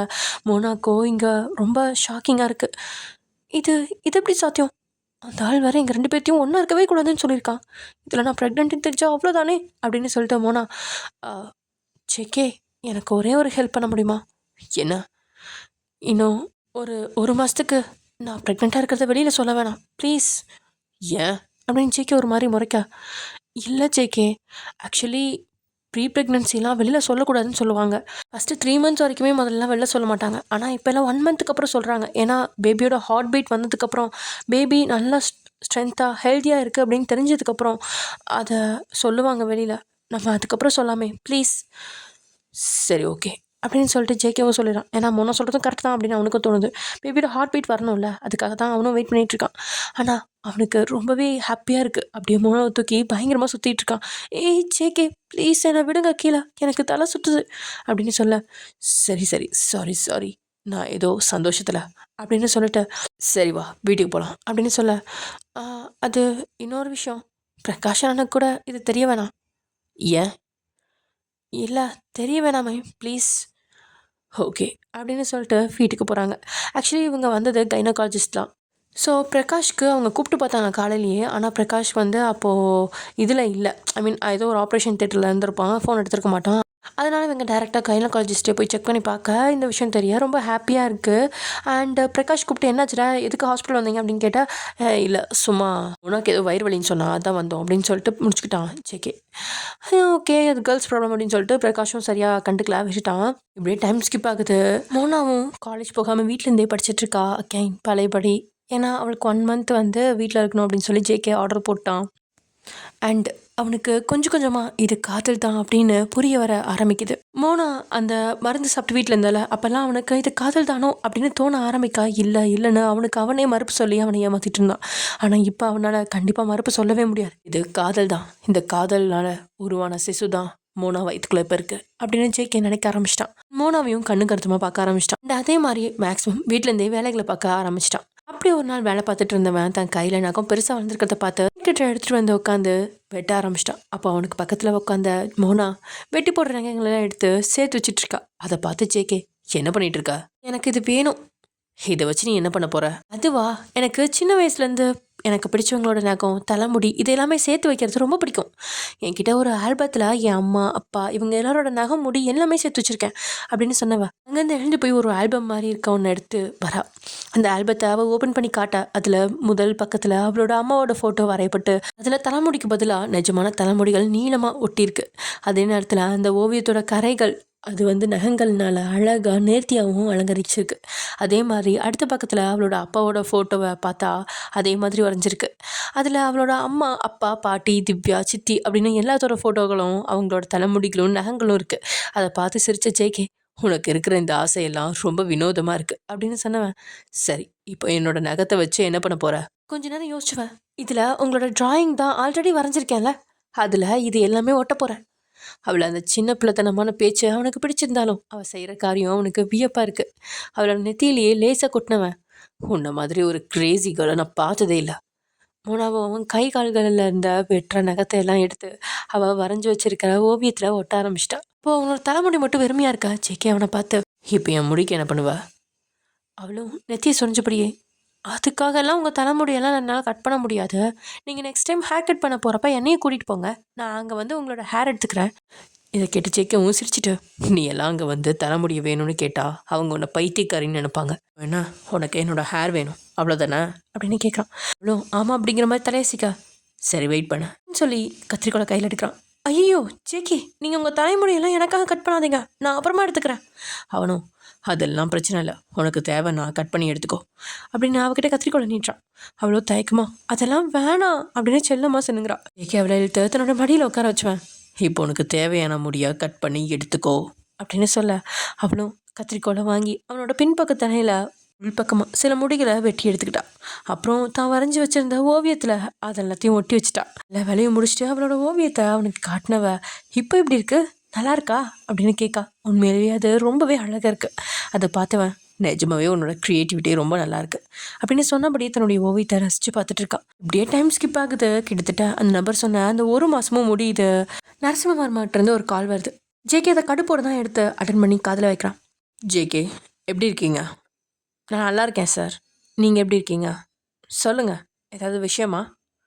ஆமாம் ஜேகே, நம்மளோட ப்ராஜெக்ட்லாம் எப்படி போயிட்டுருக்கு? நல்லா போயிட்டுருக்கு சார்.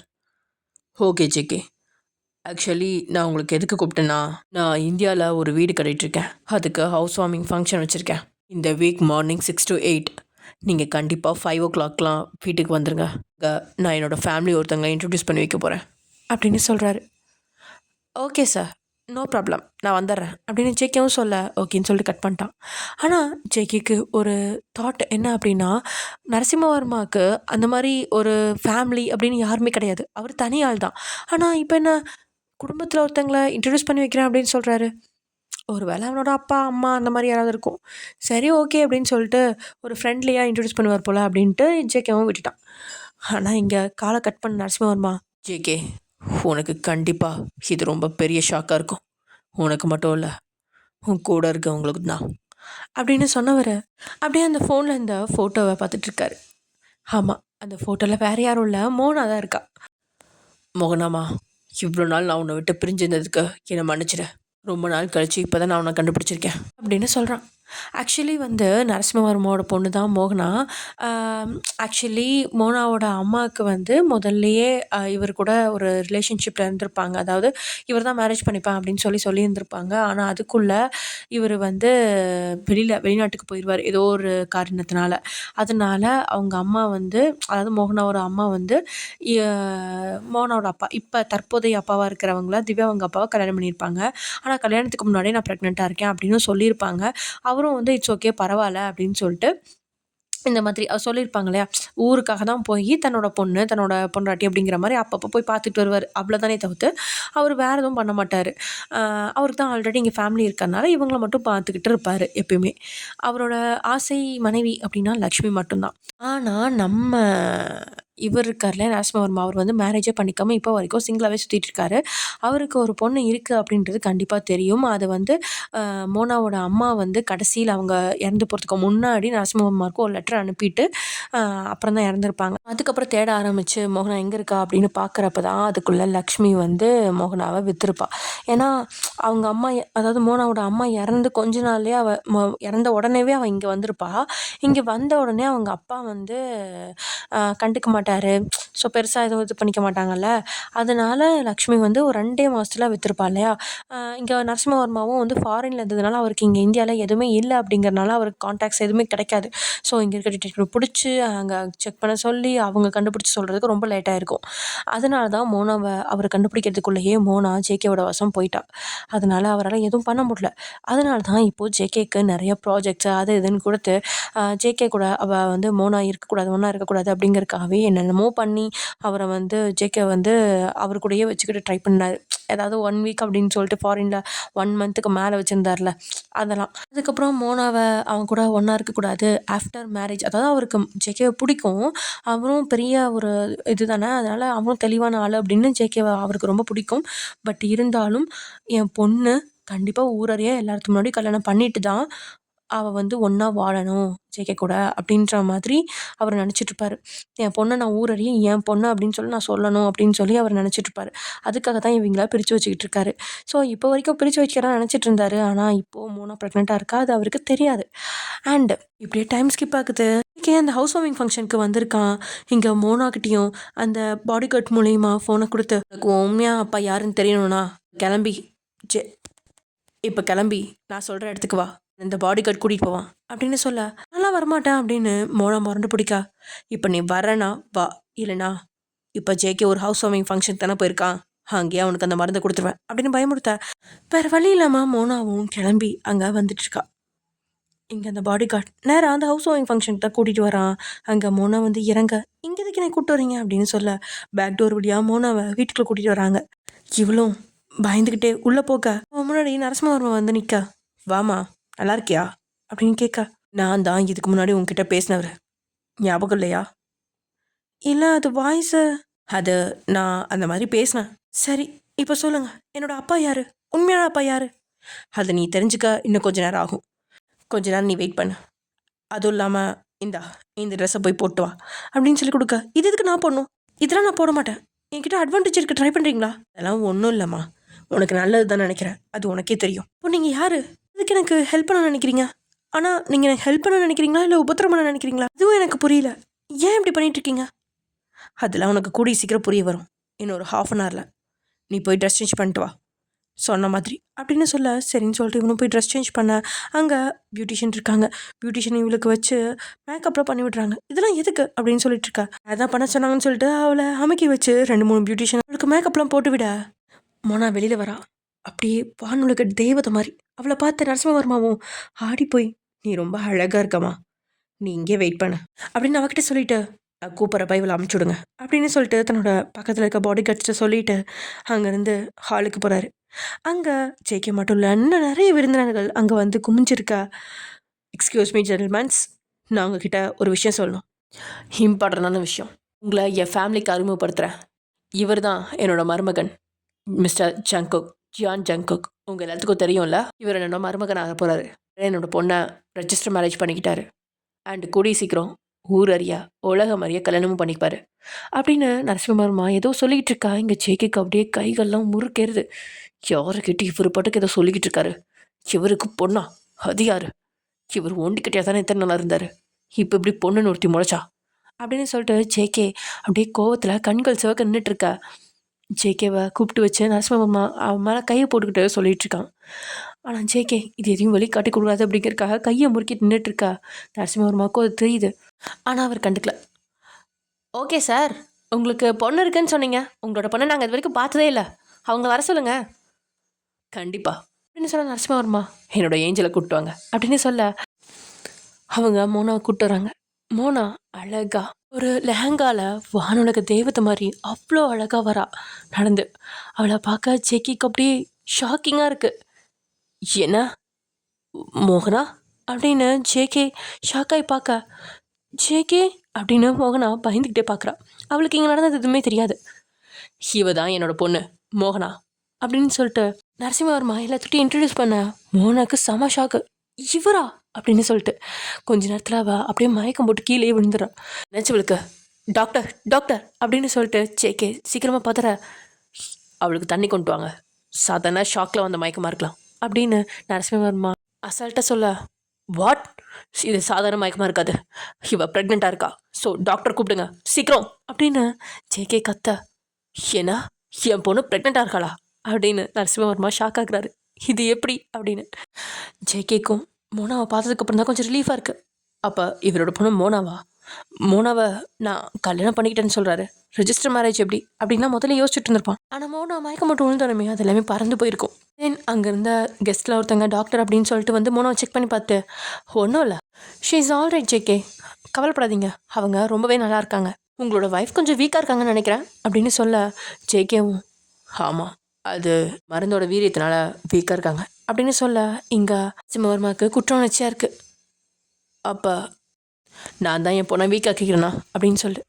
அதுக்கப்புறம் அவர் ஒரு டேப்லெட்டை போய் எடுத்துகிட்டு வந்து, இந்த டேப்லெட் அவங்க என் பொண்ணுக்கு கொடுங்க, அவங்க நார்மல் ஆயிடுவாங்க, நல்லா பசி எடுக்கும், நல்லா சாப்பிடுவாங்க, அவள் பழையபடி நார்மல் ஆயிடுவா அப்படின்னு சொல்ல இங்கே ஜேக்கும் என்ன அப்படிங்கிற மாதிரி அந்த டேப்லெட்டை பார்க்க ஜேகேக்கு புரிஞ்சிடும். அப்போ அந்த மருந்து கொடுத்தது ஜேகேவோட மாமனார் தான் அப்படின்ட்டு.